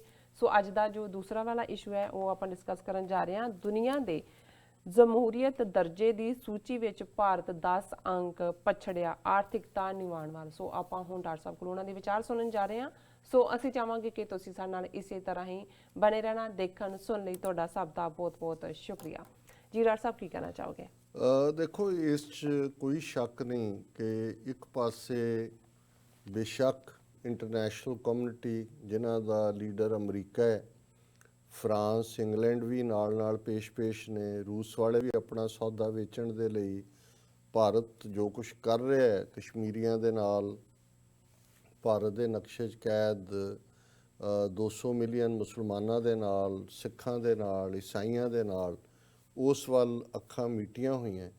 ਪਰ ਦੁਨੀਆ ਦੀਆਂ ਉਹ ਮੀਡੀਆ ਜਿਹੜੀਆਂ ਨੇ ਹਸਤੀਆਂ ਹੋਣ, ਜਿਵੇਂ ਵਾਸ਼ਿੰਗਟਨ ਪੋਸਟ ਦੀ ਅਸੀਂ ਗੱਲ ਕਰਦੇ ਹਾਂ, ਨਿਊਯਾਰਕ ਟਾਈਮਸ, BBC, ਜਾਂ ਹਿਊਮਨ ਰਾਈਟਸ ਨਾਲ ਰਿਲੇਟਡ ਉਹ ਬੇਸ਼ੱਕ US ਕਮਿਸ਼ਨ ਹੋਏ, international religious freedom human rights watch ਹੋਏ, ਐਮਨੈਸਟੀ ਇੰਟਰਨੈਸ਼ਨਲ ਹੋਏ, ਜਾਂ ਉਹ ਸੰਸਥਾਵਾਂ ਜਿਹੜੀਆਂ ਬਿਲਕੁਲ ਬਿਨਾਂ ਕਿਸੇ ਸੈਲਫਿਸ਼ਨੈਸ ਤੋਂ, ਸਵਾਰਥ ਤੋਂ NGOs ਬਣਾ ਕੇ, ਜਿਨ੍ਹਾਂ ਨੇ ਲੱਭਿਆ ਕਿ ਭਾਰਤ ਨੇ ਕਿਵੇਂ 65 ਦੇਸ਼ਾਂ ਦੇ ਵਿੱਚ 265 ਜਿਹੜੇ ਨੇ ਉਹ organisations, NGOs, think tanks, websites create ਕੀਤੇ ਹੋਏ ਨੇ, ਜਿਨ੍ਹਾਂ ਰਾਹੀਂ ਉਹ ਫੇਕ ਨਿਊਜ਼ ਜਿਹੜੀਆਂ ਨੇ ਉਹ ਦੁਨੀਆ ਦੇ ਵਿੱਚ ਜਿਹੜਾ ਉਹਨੂੰ ਬ੍ਰੌਡਕਾਸਟ ਵੀ ਕਰਦੇ ਨੇ, ਪਬਲਿਸ਼ ਵੀ ਕਰਦੇ ਨੇ, ਔਰ ਕਿਵੇਂ ਜਾਲੀ ਥਿੰਕ ਟੈਂਕਾਂ ਰਾਹੀਂ ਜਿਹੜੇ ਇਹਨਾਂ ਨੇ ਬਣਾਏ ਹੋਏ ਨੇ। ਈਵਨ 23 ਯੂਰਪੀਅਨ ਪਾਰਲੀਮੈਂਟ ਦੇ ਮੈਂਬਰਾਂ ਦੀ ਵਿਜ਼ਿਟ ਵੀ ਕਸ਼ਮੀਰ ਦੀ ਜਿਹੜੀ ਹੈ ਉਹਨਾਂ ਨੇ ਕੀਤੀ। ਲੇਕਿਨ ਇਸ ਦੇ ਔਰ ਇਹ ਵੀ ਠੀਕ ਹੈ ਵੀ ਜਿੰਨਾ ਭਾਰਤ ਦਾ ਰੈਪੂਟੇਸ਼ਨ ਇਸ ਵੇਲੇ, ਇੱਕ ਤਾਂ ਇਹਨਾਂ ਦਾ ਜਮਹੂਰੀਅਤ ਦਾ ਨਕਾਬ ਕਾਫੀ ਹੱਦ ਤੱਕ ਲਹਿ ਗਿਆ, ਹੁਣ ਤਾਂ ਸਿੱਧੇ ਜਿਹੜੀ ਹੈ ਉਹ ਫਾਸ਼ਿਜ਼ਮ ਦੀ, ਨਾਜ਼ੀਜ਼ਮ ਦੀ ਗੱਲ ਤਾਂ ਹੋ ਹੀ ਰਹੀ ਸੀ। ਕੱਲ੍ਹ ਹੀ ਸ਼ਾਮ ਮੈਂ ਇੱਕ ਉਹਨਾਂ ਦੇ ਨਿਰਪੱਖ ਕਿਸਮ ਦੇ TV ਚੈਨਲ ਦੇ ਉੱਤੇ, ਜਿਹੜੀ YouTube ਹੈ, ਅੱਜ YouTube ਤੇ ਬੈਠੇ ਹੀ ਨਿਰਪੱਖ ਨੇ, ਇੱਕ ਹਿਸਟੋਰੀਅਨ ਦੀ ਗੱਲ ਜਿਹੜੀ ਹੈ ਉਹਦਾ ਇੰਟਰਵਿਊ ਦੇਖ ਰਿਹਾ ਸੀ, ਤੇ ਉਹਨੇ ਸਗੋਂ ਰੈਫਰ ਕੀਤਾ, ਉਹ ਹਿਸਟੋਰੀਅਨ ਨੇ, ਕਿ ਯੇਲ ਯੂਨੀਵਰਸਿਟੀ ਦੇ ਪ੍ਰੋਫੈਸਰ ਨੇ ਜਿਹੜਾ ਫਾਸ਼ਿਜ਼ਮ ਦੇ ਉੱਤੇ ਕਿਹਾ, ਉਹਨੇ ਕਿਹਾ ਜੀ ਉਹ ਕਿਤਾਬ ਪੜ੍ਹੋ ਕਿ ਹਾਊ ਫਾਸ਼ਿਜ਼ਮ ਵਰਕਸ, ਔਰ ਉਹਨੇ ਕਿਹਾ ਜੀ ਉਹਦਾ ਹਰ ਸਟੈਪ ਜਿਹੜਾ ਹੈ ਉਹ ਮੋਦੀ ਲੈ ਰਿਹਾ ਹੈ।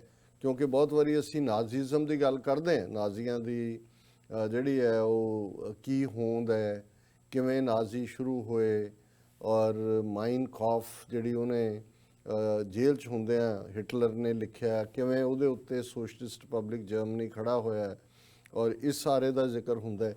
ਲੇਕਿਨ ਇਹਦੇ ਨਾਲ ਫਾਸ਼ਿਜ਼ਮ ਕੀ ਹੈ, ਕਿਵੇਂ ਮਸੋਲਿਨੀ ਨੇ ਜਿਹੜਾ ਵੱਡਾ ਫਾਸ਼ਿਸਟ ਉਸ ਪੀਰੀਅਡ 'ਚ ਹੋਇਆ ਇਟਲੀ ਨੂੰ, ਕਿਵੇਂ ਉਹਨੇ ਧਰੜਿਆ, ਕਿਵੇਂ ਲੋਕਾਂ ਨੂੰ ਦਬਾਇਆ, ਔਰ ਬਹੁਤ ਵਾਰੀ ਨਾਜ਼ੀਜ਼ਮ ਔਰ ਫਾਸ਼ਿਜ਼ਮ ਰਲਗੱਡ ਵੀ ਹੋ ਜਾਂਦੇ ਨੇ।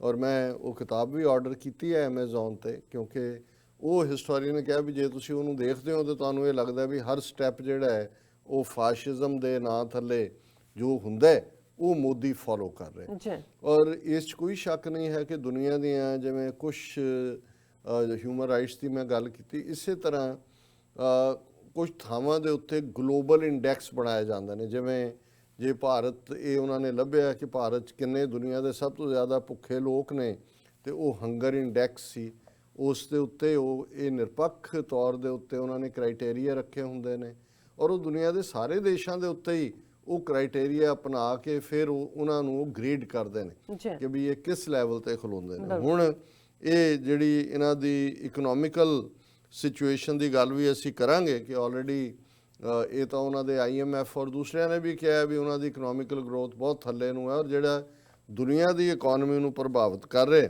ਲੇਕਿਨ ਜਿਹੜੀ ਇਕਨੋਮਿਸਟ ਇੰਟੈਲੀਜੈਂਸ ਯੂਨਿਟ ਹੈ ਉਹਨਾਂ ਦੀ, ਜਿਨ੍ਹਾਂ ਨੇ ਗਲੋਬਲ ਰੈਂਕਿੰਗ ਕੀਤੀ ਹੈ 165 ਦੇਸ਼ਾਂ ਤੇ 2 ਟੈਰੀਟਰੀਜ਼ ਤੇ ਬੇਸਡ, ਔਰ ਇਸ ਰਿਪੋਰਟ ਦਾ ਨਾਂ ਜਿਹੜਾ ਹੈ ਉਹ ਗਲੋਬਲ ਡੈਮੋਕ੍ਰੇਸੀ ਇੰਡੈਕਸ ਹੁੰਦਾ ਹੈ ਕਿ ਵੀ, ਔਰ ਡੈਮੋਕ੍ਰੇਸੀ ਦੇ ਕ੍ਰਾਈਟੇਰੀਆ ਨੇ ਉਹਦੇ 'ਚ ਹੈ ਕਿ ਲੋਕਾਂ ਦੀ ਆਜ਼ਾਦੀ ਕੀ ਹੈ, ਮੀਡੀਆ ਦੀ ਆਜ਼ਾਦੀ ਕੀ ਹੈ, ਕਹਿਣ ਦੀ ਆਜ਼ਾਦੀ ਕੀ ਹੈ, ਕਲਚਰਲ ਟੋਲਰੇਸ਼ਨ ਕਿੰਨੀ ਕੁ ਹੈ, ਮਜ਼ਹਬੀ ਟੋਲਰੇਸ਼ਨ ਕਿੰਨੀ ਕੁ ਹੈ।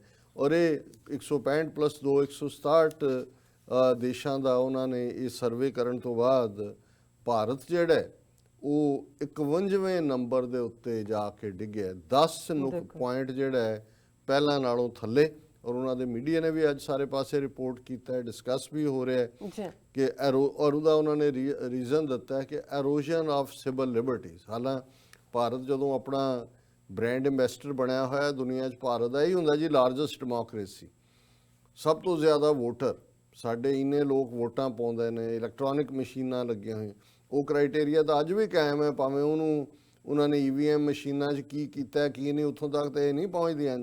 ਲੇਕਿਨ ਨਜ਼ਰ ਆ ਰਿਹਾ ਹੈ ਜਿਹਦੇ 'ਚ ਸਿਟੀਜ਼ਨਸ਼ਿਪ ਅਮੈਂਡਮੈਂਟ ਐਕਟ ਵਰਗਾ ਹੋਏ, ਕਸ਼ਮੀਰ ਦੇ ਵਿੱਚ ਵਰਤਾਰਾ ਹੋਏ, 5.5 ਮਹੀਨੇ ਤੋਂ ਕਸ਼ਮੀਰ ਵਾਦੀ ਦੇ ਵਿੱਚ ਇੰਟਰਨੈਟ ਕੱਟਿਆ ਹੋਇਆ ਹੈ, ਤੇ ਉਹਨਾਂ ਦਾ ਪਲੈਨਿੰਗ ਕਮਿਸ਼ਨ ਦਾ ਮੈਂਬਰ ਕਹਿ ਰਿਹਾ ਜੀ ਉਹ ਡਰਟੀ ਫਿਲਮਾਂ ਦੇਖਦੇ ਨੇ, ਹੁਣ ਨਹੀਂ ਦੇਖਣਗੇ। ਦੇਖੋ ਸੋ ਇਹ ਸਾਰੇ ਉਹਨਾਂ ਦੇ ਸਾਹਮਣੇ ਨੇ। ਔਰ India slipped 10 places to 51st position on the 2019 Democracy Index global ranking according to Economist Intelligence Unit, which cited erosion of civil liberties in the country as the primary cause for the downtrend। ਕਿ ਵੀ ਆ ਜਿਹੜਾ civil liberties ਇਹਨਾਂ ਨੇ ਖਤਮ ਕਰ ਦਿੱਤੀਆਂ, ਔਰ ਉਹਨਾਂ ਦੀ ਹੁਣ ਇੰਡੀਆ ਦੀ ਪਹਿਲਾਂ ਰੈਂਕਿੰਗ 7.3 ਸੀ, ਹੁਣ 6.90 ਹੈ। ਔਰ ਇਹ ਜਿਹੜਾ ਭਾਰਤ ਦਾ ਚੰਗਾ ਜਲੂਸ ਕੱਢਿਆ ਇਹਨਾਂ ਨੇ। ਜੀ ਉਹਨਾਂ ਨੇ ਕਿਹਾ ਵੀ country drop 10 places on democracy index global ranking, the primary cause ਜਿਹੜਾ ਉਹ ਜ਼ਾਹਰ ਹੈ erosion of civil liberties in the country. ਔਰ 5 ਕੈਟਾਗਰੀਜ਼ ਜਿਹੜਾ ਉਹਨਾਂ ਦਾ ਕ੍ਰਾਈਟੇਰੀਆ ਹੁੰਦਾ, ਉਹਦੇ 'ਚ electoral process and pluralism, the functioning of the government, political participation, political culture and civil liberties। ਔਰ ਜ਼ਾਹਰ ਹੈ ਕਿ ਨੰਬਰ 1 ਦੇ ਉੱਤੇ ਜਿਹੜਾ ਆਇਆ ਦਰਜਾ ਉਹ ਨਾਰਵੇ ਦਾ ਹੈ, ਔਰ ਜ਼ਾਹਰ ਹੈ ਕੈਨੇਡਾ ਹੋਏ, ਨਿਊਜ਼ੀਲੈਂਡ ਹੋਏ, ਇਹ ਸਾਰੀਆਂ ਕੰਟਰੀਜ਼ ਵੀ ਹਾਇਰ ਨੇ। ਮੈਂ ਉਹਨਾਂ ਸਾਰਿਆਂ ਦੀਆਂ ਡਿਟੇਲਸ ਤਾਂ ਨਹੀਂ ਪੜਾਂਗਾ ਵੀ ਕੌਣ ਕਿਸ ਨੰਬਰ ਤੇ ਹੈ। ਜੀ ਔਰ ਹੁਣ ਤੁਸੀਂ ਦੇਖੋ ਵੀ ਭਾਰਤ ਕਿੰਨੀ ਕੁ ਜਮਹੂਰੀਅਤ ਹੈ ਕਿ ਬ੍ਰਾਜ਼ੀਲ ਜਿਹੜਾ ਹੈ ਉਹ 52ਵੇਂ ਨੰਬਰ ਤੇ ਹੈ, ਔਰ ਬਾਕੀ ਜਿਹੜੇ ਨੇ ਉਹਨਾਂ ਦੇ ਨਾਲ ਉਹਨਾਂ ਦਾ ਹਾਲ ਵੀ ਕੋਈ ਬਹੁਤਾ ਠੀਕ ਤਾਂ ਨਹੀਂ ਹੈ, ਕਿਉਂਕਿ ਉਹਨਾਂ ਨੇ ਫਿਰ ਅੱਗੋਂ ਉਹਨੂੰ ਕੈਟਾਗਰਾਈਜ਼ ਕੀਤਾ ਹੁੰਦਾ ਹੈ ਕਿ ਫੁੱਲ ਡੈਮੋਕ੍ਰੇਸੀ, ਪਾਰਸ਼ਲ ਡੈਮੋਕ੍ਰੇਸੀ, ਔਰ ਪਾਰਸ਼ਲ ਤੋਂ ਬਾਅਦ ਵੀ ਇਹ ਹੈ ਕਿ ਵੀ ਦੋਸ਼ਪੂਰਨ ਡੈਮੋਕ੍ਰੇਸੀ, ਫਾਲਟਡ ਡੈਮੋਕ੍ਰੇਸੀ। ਸੋ ਕੁਛ ਉਸ 'ਚ ਨੇ ਭਾਰਤ ਦੀ ਕੈਟਾਗਰੀ ਉਹ ਬਣ ਜਾਂਦੀ ਹੈ ਜਿਹੜੀ ਫਾਲਟਡ ਡੈਮੋਕ੍ਰੇਸੀ, ਔਰ ਜ਼ਾਹਰ ਹੈ ਕਿ ਐਰੋਜਨ ਆਫ ਸਿਵਲ ਲਿਬਰਟੀਜ਼। ਔਰ ਇਸ ਸਾਰੇ ਦੇ ਨਾਲ ਅਸੀਂ ਦੇਖਦੇ ਹਾਂ ਕਿ ਵੀ ਇਸ ਵੇਲੇ ਇਕੱਲਾ ਇਹੀ ਨਹੀਂ ਹੈ ਵੀ ਇਹਨਾਂ ਨੇ ਇੰਸਟੀਟਿਊਸ਼ਨਸ ਡਿਸਟਰੋਏ ਕੀਤੀਆਂ, ਔਰ ਉਹਦੇ 'ਚ ਇਹ ਉਹਨਾਂ ਦੀ ਲੈਜਿਸਲੇਚਰ ਜਾਂ ਬਿਊਰੋਕਰੇਸੀ ਆਪਣੇ ਕੰਮ ਤੇ ਲੱਗੀ ਹੋਈ ਹੈ।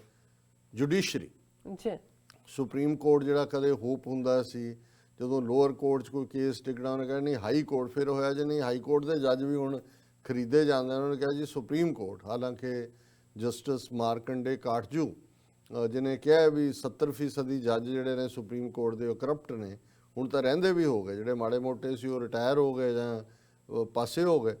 ਹੁਣ ਹਾਲਤ ਇਹ ਹੈ ਕਿ ਵੀ ਸਿਟੀਜ਼ਨਸ਼ਿਪ ਅਮੈਂਡਮੈਂਟ ਐਕਟ ਦੇ ਉੱਤੇ 170 ਦੇ ਕਰੀਬ ਪੈਟੀਸ਼ਨਾਂ ਉਹਨਾਂ ਨੇ ਲਈਆਂ। ਉਹਨਾਂ ਨੇ ਕਿਹਾ ਜੀ ਠੀਕ ਹੈ, ਇਹ ਅਸੀਂ ਹੁਣ ਦੇਖ ਰਹੇ ਹਾਂ ਕਿ 5 ਮੈਂਬਰਾਂ ਦੇ ਅਸੀਂ ਜੱਜਾਂ ਦੇ ਜਿਹੜੇ 5 ਮੈਂਬਰਡ ਬੈਂਚ ਹੈ ਉਹਦੇ ਹਵਾਲੇ ਕਰਨੇ ਨੇ। ਔਰ ਅੱਜ ਜਦੋਂ ਉਹਨਾਂ ਦੀ ਲੱਗੀ ਪੈਟੀਸ਼ਨ, Supreme Court refuses to stay CAA NPR, center government given 4 weeks to respond, hearing in the 5th week। ਉਹਨਾਂ ਨੇ ਕਿਹਾ ਜੀ 4 ਹਫ਼ਤੇ ਹੋਰ। ਔਰ ਨਾਲ ਦੀ ਨਾਲ ਉਹ ਸਲਾਹ ਦੇ ਰਹੇ ਨੇ ਉਹਨਾਂ ਜੱਜ ਕਿ ਜੀ ਇਹ ਸਟੂਡੈਂਟਸ ਨੂੰ ਜਿਹੜਾ ਪੜ੍ਹਨਾ ਚਾਹੀਦਾ, ਹੋਰ ਕੁਝ ਨਹੀਂ ਕਰਨਾ ਚਾਹੀਦਾ। ਔਰ ਦੂਸਰਾ ਹੁਣ ਇੱਕ ਪਾਸੇ ਤਾਂ ਇਹਨਾਂ ਦਾ ਹਾਲ ਇਹ ਹੈ ਕਿ ਵੀ ਹੁਣ ਕਿਉਂਕਿ ਐਰੋਜਨ ਆਫ ਸਿਵਲ ਲਿਬਰਟੀਜ਼ ਦੀ ਗੱਲ ਗਲੋਬਲ ਡੈਮੋਕ੍ਰੇਸੀ ਇੰਡੈਕਸ ਨੇ ਕੀਤੀ, ਔਰ ਉਹਦੇ ਨਾਲ ਰਿਲੇਟਡ ਜਿਹੜੀਆਂ ਅੱਜ ਦੀਆਂ ਹੀ ਖਬਰਾਂ ਨੇ ਸੁਪਰੀਮ ਕੋਰਟ ਦਾ ਅਸੀਂ ਦੇਖ ਲਿਆ। ਔਰ ਹੁਣ ਇੱਕ ਘਟਨਾ ਜਿਹੜੀ ਕਿ ਮੱਧ ਪ੍ਰਦੇਸ਼ ਦੇ ਵਿੱਚ ਹੋਈ, ਜਿਹੜੀ ਜ਼ਾਹਰ ਹੈ ਵੀ ਕਾਂਗਰਸ ਗਵਰਨਡ ਸਟੇਟ ਹੈ, ਜਿੱਥੇ ਇੱਕ BJP ਵਾਲਿਆਂ ਨੇ ਜਿਹੜੇ ਕਾਊਂਟਰ ਹੁਣ ਕਰ ਰਹੇ ਨੇ ਇਨ ਫੇਵਰ ਆਫ CAA ਪ੍ਰੋਟੈਸਟ, ਉਹਦੇ 'ਚ ਇੱਕ ਡੈਮੋਨਸਟ੍ਰੇਸ਼ਨ ਦੇ ਵਿੱਚ ਉਹਨਾਂ ਦੀ ਇੱਕ ਹਾਇਰ ਆਫੀਸ਼ੀਅਲ ਬੀਬੀ ਜਿਹੜੀ ਹੈ ਸ਼ੈਲੇਂਦਰਾ ਸ਼ੁਕਲਾ, ਨਹੀਂ ਇਹ ਤਾਂ ਜਸਟਿਸ ਹੈ, ਉਹਨੇ ਇੱਕ ਜਿਹੜਾ ਪ੍ਰੋਟੈਸਟਰ ਸੀ ਉਹਨੂੰ ਫੜ ਕੇ ਘੜੀਸਿਆ, ਜਾਂ ਹੋ ਸਕਦਾ ਚਪੇੜ ਵੀ ਮਾਰੀ, ਕਿ ਵੀ ਉਹ ਉਸ ਦੀ ਜਿਹੜੇ ਆ ਉਹ ਵਾਲਾਂ ਨੂੰ ਫੜ ਕੇ ਖਿੱਚ ਰਹੇ ਸੀ। ਔਰ ਇਸ ਨੂੰ ਇਹਦੀ ਵੀਡੀਓ ਵੀ ਆ ਗਈ, ਸਾਹਮਣੇ ਵੀ ਆਇਆ। ਹਾਲਾਂਕਿ ਉਹਨਾਂ ਨੇ ਬੜੀ ਇੱਕ ਵਾਇਲੈਂਟ ਕਰਾਊਡ ਸੀ। ਹੁਣ ਅੱਜ ਇਹ ਹੈ ਕਿ ਵੀ ਇਸ ਦਾ ਜਿਹੜਾ ਮੱਧ ਪ੍ਰਦੇਸ਼ ਹੈ ਸਟੇਟ, ਉਹਨਾਂ ਦੇ ਹਾਈ ਕੋਰਟ ਨੇ ਨੋਟਿਸ ਲਿਆ।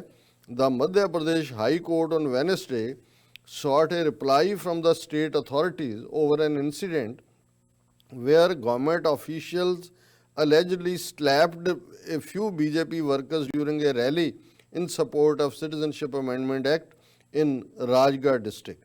ਹੁਣ ਉਹ ਦੋ ਜੱਜਾਂ ਦੇ ਬੈਂਚ ਨੂੰ ਇਹ ਨਜ਼ਰ ਆਇਆ ਕਿ ਜੀ ਇਹ ਚਪੇੜ ਮਾਰੀ ਹੈ। ਉਹਨਾਂ ਨੇ ਗਵਰਨਮੈਂਟ ਨੂੰ ਕਿਹਾ ਜੀ ਇਹਦਾ ਦੱਸੋ। ਜੋ ਗੁੰਡਿਆਂ ਨੇ ਜਾਮਾ ਮਿਲੀਆ ਇਸਲਾਮੀਆ ਯੂਨੀਵਰਸਿਟੀ ਦੇ ਵਿੱਚ ਵੜ ਕੇ ਯੂਨੀਫਾਰਮਡ ਗੁੰਡੇ ਪੁਲਿਸ ਨੇ ਕੀਤਾ, ਜੋ ਅਨਯੂਨੀਫਾਰਮਡ ਗੁੰਡਿਆਂ ਤੋਂ ਪੁਲਿਸ ਨੇ ਜਵਾਹਰ ਲਾਲ ਨਹਿਰੂ ਯੂਨੀਵਰਸਿਟੀ 'ਚ 2-3 ਘੰਟੇ ਕਰਵਾਇਆ, ਕਿਵੇਂ ਸਟੂਡੈਂਟਸ ਮਾਰੇ ਕੁੱਟੇ। ਜਿਸ ਅੰਦਾਜ਼ ਦੇ ਵਿੱਚ ਲਖਨਊ ਦੇ ਵਿੱਚ ਯੂਪੀ ਦੀ ਪੁਲਿਸ ਨੇ ਉਹਨਾਂ ਦੀਆਂ ਰਜਾਈਆਂ ਤਲਾਈਆਂ, ਜਿਹੜੇ ਸਿੱਖ ਲੰਗਰ ਲੈ ਕੇ ਗਏ, ਕੰਬਲ ਵੰਡਣ ਗਏ, ਉਹਨਾਂ ਦੇ ਉੱਤੇ ਲਾਠੀਚਾਰਜ, ਸਾਰੀਆਂ ਚੀਜ਼ਾਂ ਖੋਹ ਲਈਆਂ, ਇਹ ਕਿਸੇ ਕੋਰਟ ਨੂੰ ਨਜ਼ਰ ਨਹੀਂ ਆਇਆ। ਔਰ ਨਾਲ ਦੀ ਨਾਲ ਅਸੀਂ ਦੇਖਦੇ ਹਾਂ ਵੀ ਇਹ ਗੱਲ ਕੋਈ ਇੱਕ ਥਾਂ ਤੇ ਨਹੀਂ ਹੈ, ਜਿੱਥੇ ਕੋਈ ਖਲੋ ਰਹੇ ਨੇ। ਜਿਵੇਂ ਹੁਣ ਮੈਗਾ ਸੇਸੇ ਇੱਕ ਵੱਡਾ ਅਵਾਰਡ ਹੈ, ਉਹਨੂੰ ਮਿਸਟਰ ਪਾਂਡੇ ਨੇ, ਉਹਨਾਂ ਨੇ ਅਲੀਗੜ੍ਹ ਦੇ ਵਿੱਚ ਇੱਕ ਵੱਡੀ ਗੈਦਰਿੰਗ 'ਚ ਆ ਕੇ, ਜਿਹਦੇ 'ਚ ਦੂਸਰੇ ਵੀ ਵੱਡੇ ਲੋਕ ਆਏ, ਉਹਨਾਂ ਨੇ ਐਡਰੈਸ ਕੀਤਾ ਮੈਗਾ ਸੇਸੇ ਅਵਾਰਡ ਵਿਨਰ ਤੇ ਹਿਊਮਨ ਰਾਈਟ ਐਕਟਿਵਿਸਟ ਨੇ ਸੰਦੀਪ ਪਾਂਡੇ। ਔਰ ਉਹਨਾਂ ਨੇ ਕਿਹਾ ਕਿ ਇਹ ਜੋ ਕਰ ਰਹੇ ਨੇ ਇਹ ਸਾਵਰਕਰ, ਜਿਹਨੇ ਸਭ ਤੋਂ ਪਹਿਲਾਂ ਹਿੰਦੂਤਵਾਦੀ ਆਈਡੀਓਲੋਜੀ ਦੇ ਕੇ ਨਫ਼ਰਤ ਸੁਸਾਇਟੀ ਨੂੰ ਵੰਡਿਆ ਮਜ਼ਹਬੀ ਲਾਈਨ ਦੇ ਉੱਤੇ, ਉਹਦੇ ਪੈਰੋਕਾਰ ਨੇ।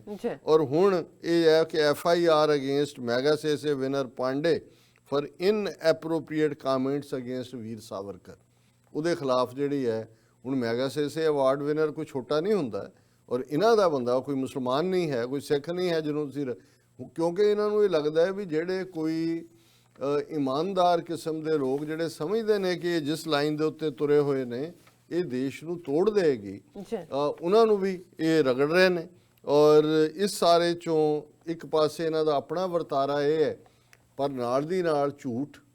ਹੁਣ ਅਮਿਤ ਸ਼ਾਹ ਆਪਣੀ ਪਬਲਿਕ ਰੈਲੀ ਦੇ ਵਿੱਚ ਇਹ ਕਹਿ ਰਿਹਾ ਕਿ ਦੇਖੋ ਅਸੀਂ ਤਾਂ ਮਾਈਨੋਰਿਟੀਜ਼ ਨੂੰ ਕੀ ਕੁਛ ਦਿੱਤਾ ਹੈ, ਇੱਥੇ ਕੁਛ ਨਹੀਂ ਹੈ, ਇਹ ਤਾਂ ਅਸੀਂ ਸਿਰਫ ਪਾਕਿਸਤਾਨ, ਬੰਗਲਾਦੇਸ਼ ਔਰ ਅਫਗਾਨਿਸਤਾਨ ਵਾਲੇ ਜਿਹੜੇ ਨੇ ਅਲਪ ਸੰਖਿਅਕ ਮਾਈਨੋਰਿਟੀਜ਼ ਜਿਨ੍ਹਾਂ 'ਚ ਮੁਸਲਮਾਨ ਗਾਇਬ ਨੇ, ਉਹਨਾਂ ਨੂੰ ਅਸੀਂ ਰਾਹਤ ਦੇ ਰਹੇ ਹਾਂ, ਕਿਉਂਕਿ ਪਾਕਿਸਤਾਨ ਔਰ ਅਫਗਾਨਿਸਤਾਨ ਦੇ ਵਿੱਚ ਮਾਈਨੋਰਿਟੀਜ਼ ਨੂੰ ਵੋਟ ਦਾ ਹੱਕ ਨਹੀਂ ਹੈ, ਉਹਨਾਂ ਨੂੰ ਜਿਹੜੀ ਆ ਉਹਨਾਂ ਦੀ ਕੋਈ ਰਿਪਰੈਜ਼ੈਂਟੇਸ਼ਨ ਨਹੀਂ ਹੈ। ਔਰ ਜੋ ਹੀ ਉਹਨੇ ਇਹ ਬਿਆਨ ਦਿੱਤਾ ਹੈ, ਅੱਜ ਕੱਲ੍ਹ BBC ਦੇ ਉੱਤੇ ਚੰਗਾ ਕੰਮ ਕਰਦਾ ਹੈ, BBC ਦੀ ਟੀਮ ਨੇ ਇਸ ਦੇ ਉੱਤੇ ਰਿਸਰਚ ਕੀਤੀ। ਜ਼ਾਹਰ ਹੈ ਸਾਨੂੰ ਤਾਂ ਪਤਾ ਸੀ, ਪਰ ਮੈਂ ਜਦੋਂ ਇਸ ਸੋਰਸ ਨੂੰ ਕੋਟ ਕਰਦਾ ਫਿਰ ਇਹ ਨਹੀਂ ਲੱਗਦਾ ਕਿ ਵੀ ਅਸੀਂ ਕਿਸੇ ਨੂੰ ਫੇਵਰ ਕਰ ਰਹੇ ਹਾਂ। ਔਰ BBC ਨੇ ਫੈਕਟ ਚੈੱਕ ਦੇ ਥੱਲੇ ਇਹ ਕਿਹਾ ਵੀ ਕੀ ਪਾਕਿਸਤਾਨ ਤੇ ਅਫਗਾਨਿਸਤਾਨ 'ਚ ਮਾਈਨੋਰਿਟੀ ਜਾਂ ਅਕਲੀਅਤਾਂ ਚੋਣ ਨਹੀਂ ਲੜ ਸਕਦੀਆਂ।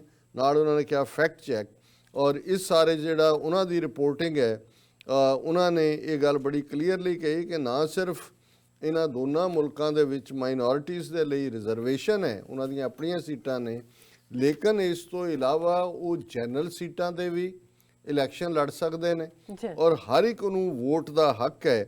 ਔਰ ਇਸ ਬਾਰੇ ਉਹਨਾਂ ਨੇ ਪਾਕਿਸਤਾਨ ਦੀ ਪਹਿਲਾਂ ਗੱਲ ਕੀਤੀ ਕਿ ਪਾਕਿਸਤਾਨ ਦਾ ਜਿਹੜਾ ਆਇਨ ਹੈ ਉਸ ਦਾ ਆਰਟੀਕਲ 51 ਤੇ ਸਬ ਟਾਈਟਲ 2A ਮੁਤਾਬਕ ਜਿਹੜੀ ਉਹਨਾਂ ਦਾ ਨੈਸ਼ਨਲ ਅਸੈਂਬਲੀ ਹੈ ਉਹਦੇ 'ਚ 10 ਸੀਟਾਂ ਮਾਈਨੋਰਿਟੀਜ਼ ਦੇ ਲਈ ਰਿਜ਼ਰਵ ਰੱਖੀਆਂ ਹੋਈਆਂ, 10 ਸੀਟਾਂ ਨੈਸ਼ਨਲ ਲੋਅਰ ਹਾਊਸ, ਤੇ ਜਿਹੜੀਆਂ ਉਹਨਾਂ ਦੀਆਂ 4 ਅਸੈਂਬਲੀਜ਼ ਨੇ ਉਹਨਾਂ ਦੇ ਵਿੱਚ 23 ਸੀਟਾਂ ਜਿਹੜੀਆਂ ਨੇ ਉਹ ਇਹ ਹੁਣ BBC ਰਿਪੋਰਟਿੰਗ ਹੈ ਕਿ 10 ਸੀਟਾਂ ਨੈਸ਼ਨਲ ਅਸੈਂਬਲੀ ਪਾਰਲੀਮੈਂਟ 'ਚ ਔਰ ਸਟੇਟ ਅਸੈਂਬਲੀਜ਼ ਦੇ ਵਿੱਚ 23 ਸੀਟਾਂ ਜਿਹੜੀਆਂ ਨੇ ਉਹ ਰਿਜ਼ਰਵ ਨੇ।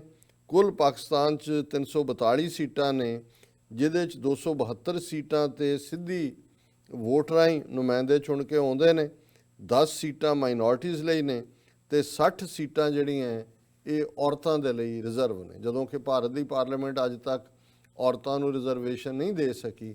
ਸੋ ਇਹ ਜਿਹੜਾ ਵਿਮਨ ਜਿਹੜੀ ਹੈ ਰਿਜ਼ਰਵੇਸ਼ਨ ਇਹ ਮੁਸ਼ਰਫ ਦੇ ਪੀਰੀਅਡ 'ਚ ਹੋਈ ਔਰ ਇਹ ਇਸ ਗੱਲ ਨੂੰ ਝੁਠਲਾਉਂਦਾ ਹੈ ਕਿ ਵੀ ਪਾਕਿਸਤਾਨ ਦੇ ਵਿੱਚ ਮਾਈਨੋਰਿਟੀਜ਼ ਨੂੰ ਕੋਈ ਉਹਨਾਂ ਦੀ ਰਿਪਰੈਜ਼ੈਂਟੇਸ਼ਨ ਨਹੀਂ ਹੈ। ਪਰ ਇਸ ਤੋਂ ਇਲਾਵਾ ਵੀ ਜਿਹੜੀਆਂ 272 ਸੀਟਾਂ ਨੇ ਰਿਜ਼ਰਵੇਸ਼ਨ ਵਾਲੀਆਂ ਸੀਟਾਂ 'ਚ ਵੀ ਮਾਈਨੋਰਿਟੀ ਨੂੰ ਇਹ ਵੀ ਹੱਕ ਹੈ ਕਿ ਜੇ ਉਹ ਕਿਸੇ ਜਨਰਲ ਸੀਟ ਦੇ ਉੱਤੇ ਇਲੈਕਸ਼ਨ ਲੜਦੇ ਨੇ ਤੇ ਉਹ ਜਿੱਤ ਕੇ ਆ ਜਾਂਦੇ ਨੇ ਤੇ ਉਹ ਵੀ ਉਹਨਾਂ ਨੂੰ ਇਹ ਹੱਕ ਹਾਸਲ ਹੈ ਤੇ ਉਹਨੂੰ ਜਿਹੜੀ ਹੈ ਇਸ ਸਾਰੇ ਦੇ ਵਿੱਚ ਵੀ ਸਿੰਧ ਦੇ ਵਿੱਚ ਖਾਸ ਤੌਰ ਤੇ, ਕਿਉਂਕਿ ਪਾਕਿਸਤਾਨ ਦੇ ਵਿੱਚ ਵੀ ਕਨਸਟੀਟਿਊਸ਼ਨ ਦੇ ਬਾਰੇ ਪਹਿਲਾਂ 1956 'ਚ ਬਣਿਆ, ਫਿਰ 1958 'ਚ, ਫਿਰ 1973 ਵਾਲਾ ਜਿਹੜਾ ਹੈ ਇਸ ਨੂੰ ਹੁਣ ਜਿਹੜੇ ਰੈਕਗਨੀਸ਼ਨ ਹੈ ਪੂਰੀ।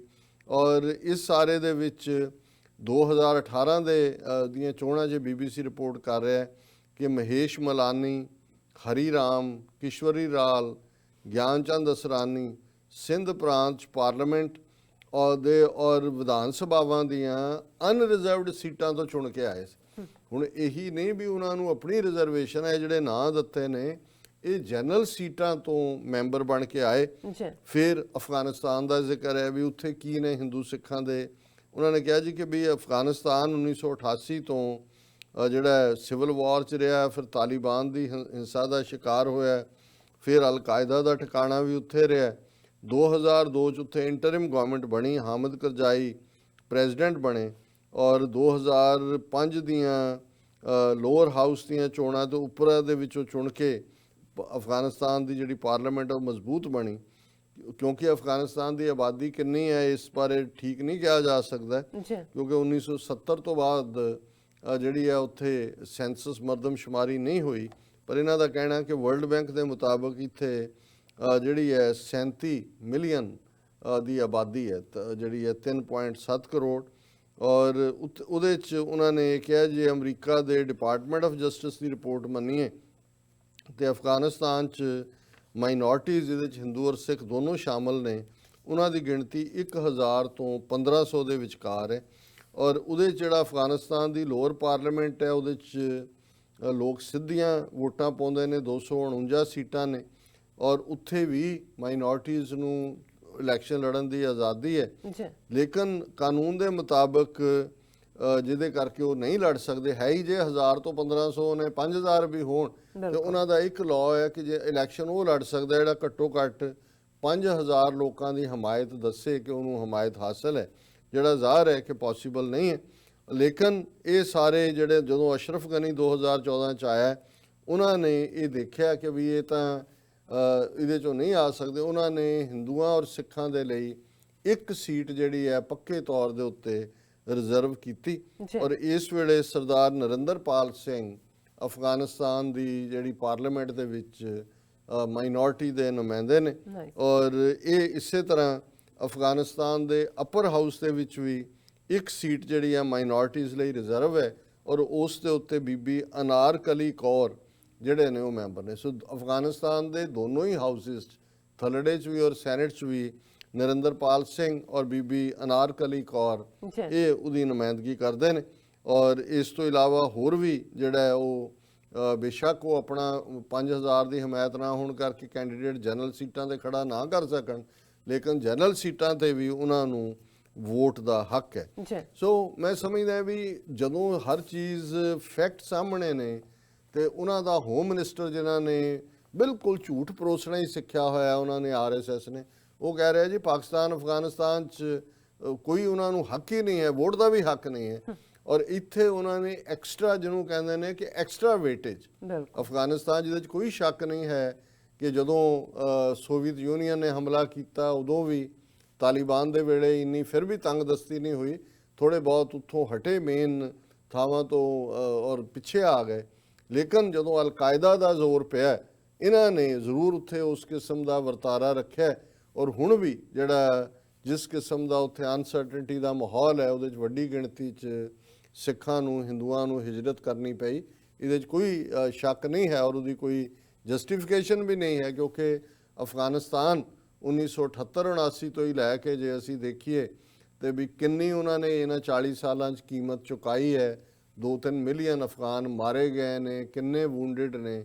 ਲੇਕਿਨ ਇਹਦੇ ਬਾਵਜੂਦ ਜੇ ਐਗਜ਼ਿਸਟਿੰਗ ਅਫਗਾਨਿਸਤਾਨ ਦੀ ਪਾਰਲੀਮੈਂਟ 'ਚ ਵੀ ਅਪਰ ਹਾਊਸ ਲੋਅਰ ਹਾਊਸ 'ਚ ਦੋਨਾਂ 'ਚ ਸਿੱਖ ਨੁਮਾਇੰਦੇ ਬੈਠੇ ਨੇ ਤੇ ਉਹ ਉੱਥੇ ਜਾ ਕੇ ਕਹਿ ਰਿਹਾ ਜੀ ਉਹ ਤਾਂ ਹੈ ਹੀ ਨਹੀਂ ਹੈ। ਸੋ ਇਸ ਤੋਂ ਵੱਡਾ ਹੋਰ ਕੀ ਝੂਠ ਹੋ ਸਕਦਾ।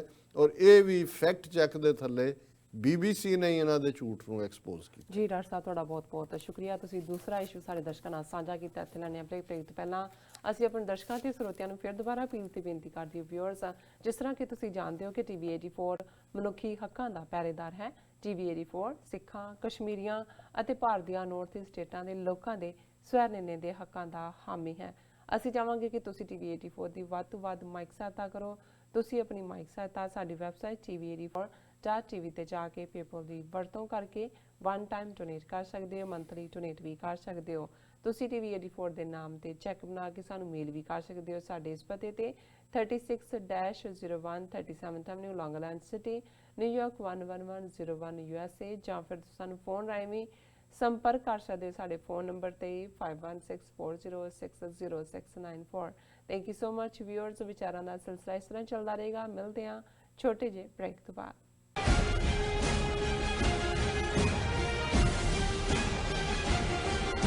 ਕਸ਼ਮੀਰੀਆਂ ਤੇ ਹੋ ਰਹੇ ਤਸ਼ੱਦਦ ਖਿਲਾਫ ਅਤੇ ਕਸ਼ਮੀਰ ਸੋਲੀਡੈਰਿਟੀ ਡੇ ਨੂੰ ਮੁੱਖ ਰੱਖਦਿਆਂ ਪਾਕਿਸਤਾਨੀ ਅਮਰੀਕਨ ਥਿੰਕ ਟੈਂਕ ਵੱਲੋਂ 5 ਫਰਵਰੀ 2020 ਨੂੰ ਸ਼ਾਮ 6 ਵਜੇ ਟੇਸਟ ਆਫ ਲਾਹੌਰ ਰੈਸਟੋਰੈਂਟ ਵਿਖੇ ਇੱਕ ਵਿਸ਼ੇਸ਼ ਸਮਾਗਮ ਕਰਾਇਆ ਜਾ ਰਿਹਾ ਹੈ। ਇਸ ਮੌਕੇ ਨਿਊਯਾਰਕ ਵਿੱਚ ਸਿੱਖ ਮੁਸਲਮਾਨ ਸਾਂਝ ਨੂੰ ਮਜ਼ਬੂਤ ਕਰਨ ਵਾਲੇ ਸਲੀਮ ਅਹਿਮਦ ਮਲਿਕ ਸਾਹਿਬ ਦੀ ਯਾਦ ਵਿੱਚ ਉਹਨਾਂ ਦੇ ਪਰਿਵਾਰ ਦਾ ਸਨਮਾਨ ਵੀ ਕੀਤਾ ਜਾਵੇਗਾ। ਡਾਕਟਰ ਅਮਰਜੀਤ ਸਿੰਘ, ਮੁਹੰਮਦ ਸ਼ਫੀਕ, ਰਮਜ਼ਾਨ ਰਾਣਾ ਅਤੇ ਮਕਬੂਲ ਮਲਿਕ ਸਮੇਤ ਹੋਰ ਬੁਲਾਰਿਆਂ ਵੱਲੋਂ ਵਿਚਾਰਾਂ ਦੀ ਸਾਂਝ ਪਾਈ ਜਾਵੇਗੀ। ਕਸ਼ਮੀਰੀਆਂ ਨਾਲ ਇੱਕ ਮੁੱਠਤਾ ਦਾ ਇਜ਼ਹਾਰ ਕਰਦਿਆਂ ਇਸ ਸਮਾਗਮ ਵਿੱਚ ਸ਼ਾਮਲ ਹੋਣ ਲਈ ਆਪ ਜੀ ਸਭ ਨੂੰ ਬੇਨਤੀ ਕੀਤੀ ਜਾਂਦੀ ਹੈ। ਵਧੇਰੀ ਜਾਣਕਾਰੀ ਲਈ ਆਪ ਹੇਠ ਦਿੱਤੇ ਨੰਬਰ ਤੇ ਸੰਪਰਕ ਕਰ ਸਕਦੇ ਹੋ।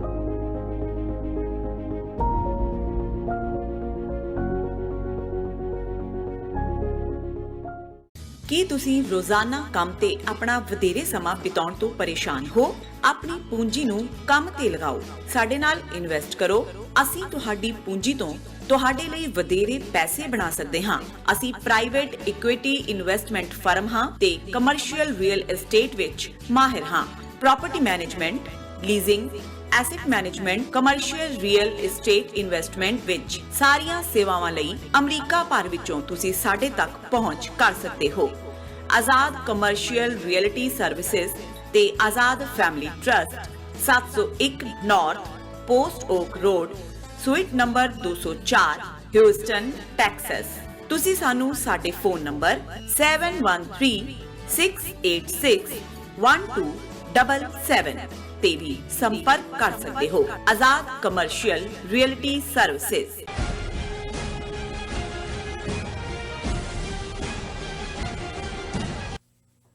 ਦਰਸ਼ਕੋ, ਬ੍ਰੇਕ ਤੋਂ ਬਾਅਦ ਤੁਹਾਡਾ ਸਭ ਦਾ ਭਰਪੂਰ ਸਵਾਗਤ ਹੈ। ਹੁਣ ਜੋ ਥਰਡ ਵਾਲਾ ਇਸ਼ੂ ਹੈ ਉਸ ਉੱਪਰ ਆਪਾਂ ਡਾਕਟਰ ਸਾਹਿਬ ਕੋਲੋਂ ਉਹਨਾਂ ਦੇ ਵਿਚਾਰ ਸੁਣਨ ਜਾ ਰਹੇ ਹਾਂ। ਸੋ ਥਰਡ ਵਾਲਾ ਇਸ਼ੂ ਇਹ ਹੈ ਕਿ ਭਾਵੇਂ ਦੁਨੀਆ ਸ਼ੈਤਾਨਾਂ ਨਾਲ ਭਰੀ ਪਈ ਹੈ ਪਰ ਨੇਕ ਇਨਸਾਨਾਂ ਦੀ ਵੀ ਘਾਟ ਨਹੀਂ ਹੈ। Very true. ਸੋ ਡਾਕਟਰ ਸਾਹਿਬ ਕੋਲੋਂ ਉਹਨਾਂ ਦੇ ਵਿਚਾਰ ਸੁਣਨ ਜਾ ਰਹੇ ਹਾਂ। ਸੋ ਅਸੀਂ ਚਾਹਾਂਗੇ ਕਿ ਤੁਸੀਂ ਸਾਡੇ ਨਾਲ ਇਸੇ ਤਰ੍ਹਾਂ ਹੀ ਜੁੜੇ ਰਹਿਣਾ। ਦੇਖਣ ਸੁਣਨ ਲਈ ਐਂਡ ਲਿਖਣ ਲਈ ਤੁਹਾਡਾ ਸਭ ਦਾ ਬਹੁਤ ਬਹੁਤ ਸ਼ੁਕਰੀਆ ਜੀ। ਡਾਕਟਰ ਸਾਹਿਬ ਕੀ ਕਹਿਣਾ ਚਾਹੋਗੇ? ਦੇਖੋ, ਬਹੁਤ ਵਾਰੀ ਸ਼ੈਤਾਨਾਂ ਤੇ ਸ਼ੈਤਾਨਾਂ ਦੇ ਅੱਗੋਂ ਜਮੂਰੇ ਸ਼ਤੂੰਗੜਿਆਂ ਦੀਆਂ ਗੱਲਾਂ ਕਰ ਕਰਕੇ ਆਪਣੇ ਮਨ ਨੂੰ ਵੀ ਕਈ ਵਾਰ ਜਿਹੜੀ ਹੈ ਉਹ ਨਿਰਾਸ਼ਤਾ ਹੁੰਦੀ ਹੈ ਜੀ ਕਿ ਇੰਨੀ ਇਨਸਾਨੀ ਪੀੜ ਹੈ, ਇੰਨਾ ਇਨਸਾਨੀ ਦਰਦ ਹੈ, ਚਾਰ ਚਫੇਰੇ ਦੁੱਖ ਤਕਲੀਫ ਚੀਖੋ ਪੁਕਾਰ, ਔਰ ਬੰਦਾ ਜਿਹੜਾ ਕਿ ਬੰਦੇ ਦਾ ਦਾਰੂ ਹੋਣਾ ਚਾਹੀਦਾ ਹੈ, ਬੰਦੇ ਦਾ ਹਮਦਰਦ ਹੋਣਾ ਚਾਹੀਦਾ ਹੈ। ਇਨਸਾਨੀਅਤ ਜਿਹੜਾ ਰੱਬ ਨੇ ਸਭ ਤੋਂ ਵੱਡੀ ਗਿਫਟ ਹਿਊਮਨ ਲਾਈਫ ਦੀ ਦਿੱਤੀ, ਇਨਸਾਨੀ ਜ਼ਿੰਦਗੀ ਦੀ ਦਿੱਤੀ। ਅਸੀਂ ਤਾਂ ਜੰਗਲ ਦੇ ਜਾਨਵਰਾਂ ਨੂੰ ਖਾਮਖਾ ਬਦਨਾਮ ਕਰਦੇ ਹਾਂ ਜਦੋਂ ਅਸੀਂ ਕਹਿੰਦੇ ਹਾਂ ਜੀ ਉੱਥੇ ਜਿਹੜਾ ਇਹ ਰੂਲ ਆਫ ਦਾ ਜੰਗਲ ਹੈ, ਜੰਗਲ ਦਾ ਰਾਜ ਹੈ। ਉਹ ਜੰਗਲ ਦੇ ਵਿੱਚ ਤਾਂ ਫਿਰ ਵੀ ਉਹ ਕਿਉਂ ਹੈ ਜੀ, ਬਾਈਟ ਇਜ਼ ਰਾਈਟ। ਉਹ ਸ਼ੌਕ ਲਈ ਨਹੀਂ ਮਾਰਦਾ ਜਾਨਵਰ ਕੋਈ ਕਿਸੇ ਨੂੰ, ਨਹੀਂ ਤਾਂ 2 ਹਫ਼ਤੇ ਦੇ ਵਿੱਚ ਸਾਰੇ ਵਾਈਲਡ ਲਾਈਫ ਖਤਮ ਹੋ ਜਾਏ। ਉਹ ਜਦੋਂ ਮਾਰਦੇ ਵੀ ਨੇ ਆਪਣੇ ਫੂਡ ਲਈ ਜਿਹੜਾ, ਔਰ ਉਹ ਉਹਨਾਂ ਕੁ ਆਪਣਾ ਢਿੱਡ ਭਰ ਕੇ ਉਹ ਤ੍ਰਿਪਤ ਹੋ ਜਾਂਦੇ ਨੇ। ਇੱਥੇ ਤਾਂ ਇਨਸਾਨ ਜਿਹੜਾ ਜਿਸ ਦਾ ਸਹਿਸ ਖੱਟੇ ਲੱਖ ਕੋ ਉੱਠਤਾ ਆਵੇ ਤ੍ਰਿਪਤ ਨਾ ਆਵੇ ਮਾਇਆ ਪਾਚ, ਐਸੀ ਦੌੜ ਹੈ ਅੰਨੇ ਧਨ ਦੀ, ਪਾਵਰ ਦੀ। ਹਾਲਾਂ ਬਾਰ-ਬਾਰ ਜਿਹੜੇ ਜਿੰਨੇ ਵੀ ਰੂਹਾਨੀ ਗੱਲ ਕਰਨ ਵਾਲੇ ਨੇ, ਜਿੰਨੇ ਵੀ ਮਜ਼ਹਬਾਂ ਦਾ ਮੈਸੇਜ ਹੈ, ਫਿਲਾਸਫਰਾਂ ਦਾ ਮੈਸੇਜ ਹੈ ਕਿ ਇਸ ਦੁਨੀਆ ਦੇ ਵਿੱਚ ਅਲਟੀਮੇਟਲੀ ਨਾਂਗੇ ਆਏ ਨਾਂਗੇ ਜਾਣਾ, 2 ਗਜ਼ ਕਬਰ ਦੇ ਜਿਹੜੇ ਨੇ ਉਹ ਅਸੀਂ 19 ਸਾਨੂੰ ਥਾਂ ਚਾਹੀਦੀ ਹੈ। ਲੇਕਿਨ ਇਹਦੇ ਬਾਵਜੂਦ ਅਸੀਂ ਮਹਿਲ ਉਸਾਰਦੇ ਹਾਂ, ਮਾੜੀਆਂ ਬਣਾਉਂਦੇ ਹਾਂ, ਦੂਸਰਿਆਂ ਦੇ ਹੱਕ ਖੋਹਦੇ ਹਾਂ, ਔਰ ਸਾਨੂੰ ਇਸ ਗੱਲ ਦੀ ਸ਼ਰਮ ਹੀ ਨਹੀਂ ਆਉਂਦੀ ਹੈ ਔਰ ਕਿ ਅਲਟੀਮੇਟਲੀ ਇਹ ਸਾਰਾ ਅਸੀਂ ਕਾਹਦੇ ਲਈ ਕਰਦੇ ਹਾਂ। ਪਰ ਮੈਂ ਕੱਲ੍ਹ ਵਸਤੁੱਲਾ ਖਾਨ BBC ਦੇ ਸੀਨੀਅਰ ਪੱਤਰਕਾਰ ਨੇ, ਜਰਨਲਿਸਟ ਨੇ, ਉਹਨਾਂ ਦਾ ਬਲੌਗ ਇੰਟਰਸਟਿੰਗ ਹੁੰਦਾ ਹੈ। ਔਰ ਉਹਦੇ 'ਚ ਇੱਕ ਵਿਅੰਗ ਵੀ ਹੁੰਦਾ ਹੈ, ਸੈਟਿਰ ਦਾ ਵੀ ਉਹਨਾਂ ਦਾ ਸਟਾਈਲ ਹੈ ਲਿਖਣ ਦਾ। ਪਰ ਇਹ ਉਹਨਾਂ ਦੀ ਜਿਹੜੀ ਮੈਂ ਲਿਖਤ ਦੇਖੀ ਕਿ ਵੀ ਦੁਨੀਆ 'ਚ ਉਹ ਲੋਕ ਵੀ ਨੇ, ਅਸੀਂ ਸ਼ੈਤਾਨਾਂ ਦੀ ਗੱਲ ਕਰਦੇ ਕਰਦੇ ਕਈ ਵਾਰ ਉਪਰਾਮ ਹੋ ਜਾਂਦੇ ਹਾਂ, ਉਦਾਸ ਹੋ ਜਾਂਦੇ ਹਾਂ, ਉਹਨਾਂ ਵੱਲ ਵੀ ਦੇਖੀਏ ਜਿਨ੍ਹਾਂ ਨੇ ਉਸ ਸ਼ੈਤਾਨੀਅਤ ਦੇ ਦੌਰ ਦੇ ਵਿੱਚ ਵੀ ਜਿਹੜਾ ਕਿ ਚੱਲ ਰਿਹਾ ਲਗਾਤਾਰ, ਸਗੋਂ ਐਂ ਲੱਗਦਾ ਹੈ ਜਿਵੇਂ ਹਰ ਚੜ੍ਹਦੇ ਸੂਰਜ ਸ਼ੈਤਾਨਾਂ ਦੀ ਔਲਾਦ ਵੱਧਦੀ ਜਾਂਦੀ ਹੈ। ਪਰ ਜੇ ਹਿਸਟਰੀ ਵੱਲ ਨਜ਼ਰ ਮਾਰੀਏ ਤੇ ਉਹ ਜ਼ੁਲਮ ਕਰਨ ਵਾਲੇ ਵੀ ਨੇ, ਪਰਉਪਕਾਰ ਕਰਨ ਵਾਲੇ ਵੀ ਨੇ, ਦੂਸਰਿਆਂ ਲਈ ਖਲੋਣ ਵਾਲੇ ਵੀ ਨੇ।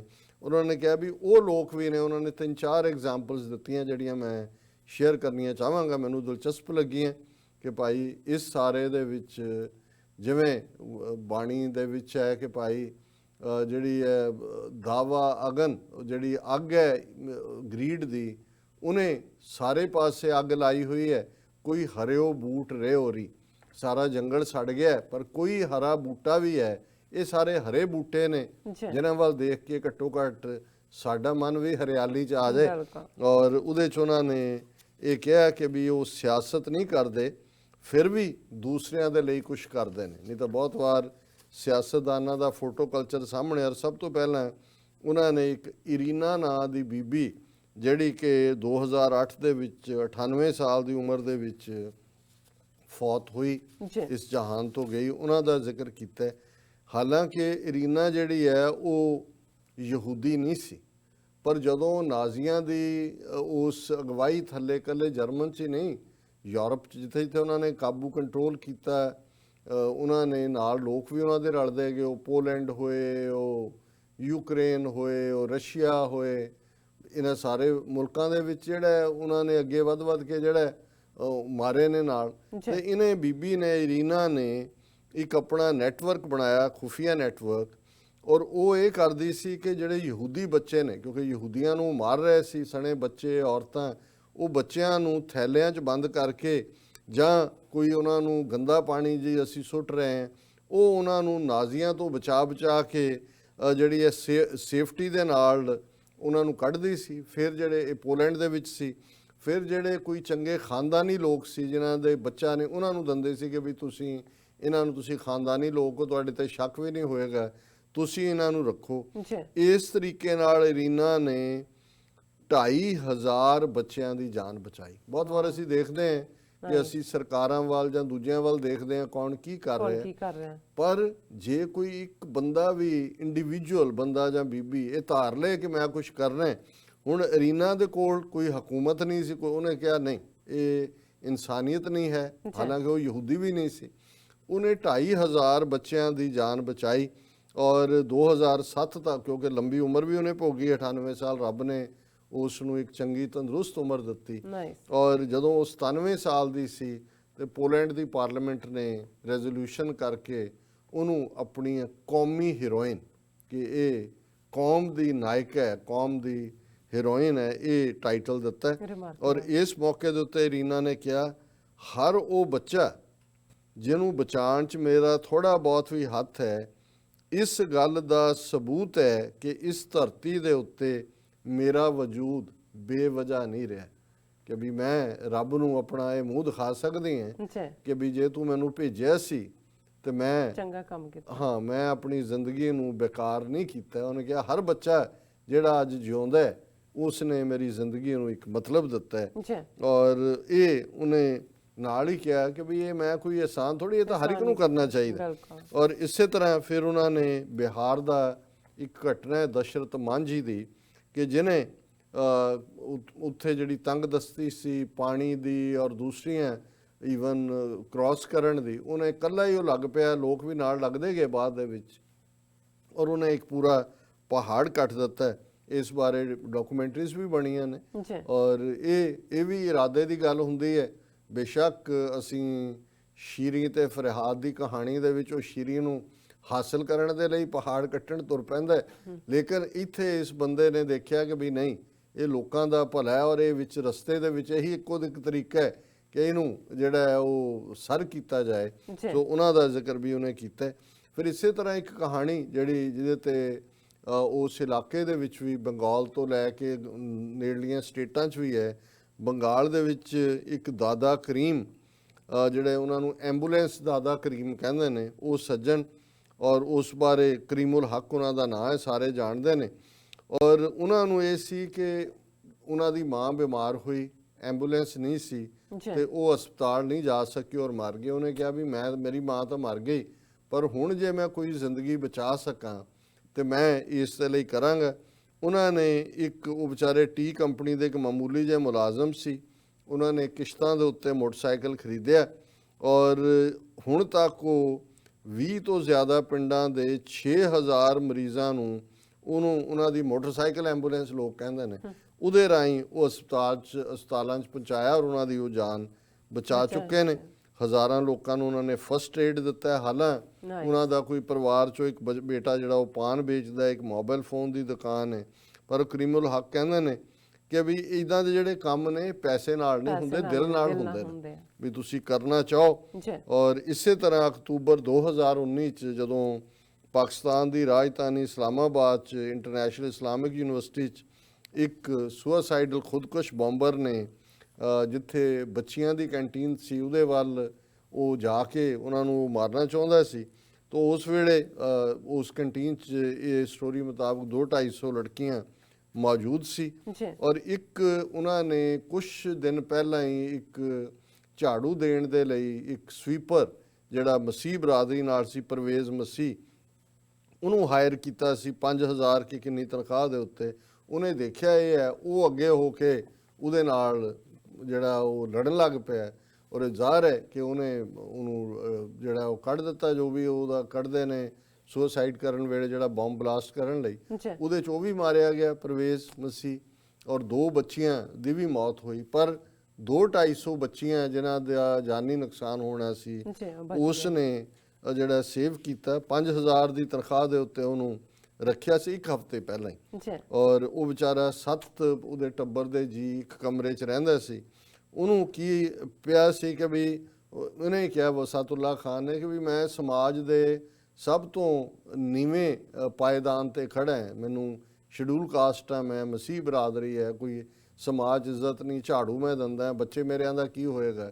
ਪਰ ਨਹੀਂ, ਉਸ ਦੇ ਅੰਦਰ ਉਹੀ ਇਨਸਾਨੀਅਤ ਸੀ ਕਿ ਜੇ ਮੇਰੀ ਜਾਨ ਵੀ ਚਲੀ ਜਾਏ ਤੇ ਬਾਕੀਆਂ ਦੀ ਜਾਨ ਬਚਦੀ ਹੈ। ਔਰ ਫਿਰ ਉਹਨਾਂ ਨੇ ਪਿਛਲੇ ਹਫਤੇ ਪਾਕਿਸਤਾਨ 'ਚ ਖਾਸ ਤੌਰ ਤੇ ਬਲੋਚਿਸਤਾਨ ਜਿੱਥੇ ਕਿ ਬੜੀ ਜ਼ੋਰਦਾਰ ਬਰਫ਼ਬਾਰੀ ਹੋਈ, ਸੈਂਕੜਿਆਂ ਗੱਡੀਆਂ ਜਿਹੜੀਆਂ ਨੇ ਵੱਡੀਆਂ ਵੱਡੀਆਂ ਸੜਕਾਂ ਦੇ ਉੱਤੇ ਫਸ ਗਈਆਂ ਤੇ ਕੋਇਟਾ ਦੇ ਰਹਿਣ ਵਾਲੇ ਸੁਲੇਮਾਨ ਖਾਨ ਨੂੰ ਖਿਆਲ ਆਇਆ ਕਿ ਇਹ ਜਿਹੜੇ ਫਸੇ ਹੋਏ ਨੇ ਇਹਨਾਂ ਕੋਲ ਖਾਣ ਲਈ ਕੁਝ ਨਹੀਂ ਹੈ, ਪੀਣ ਲਈ ਪਾਣੀ ਨਹੀਂ ਹੈ, ਇਹ ਤਾਂ ਜਦੋਂ ਤੱਕ ਇਹ ਤੂਫਾਨ ਹਟੇਗਾ ਸੜਕਾਂ ਇਹ ਤਾਂ ਮਰ ਜਾਣਗੇ।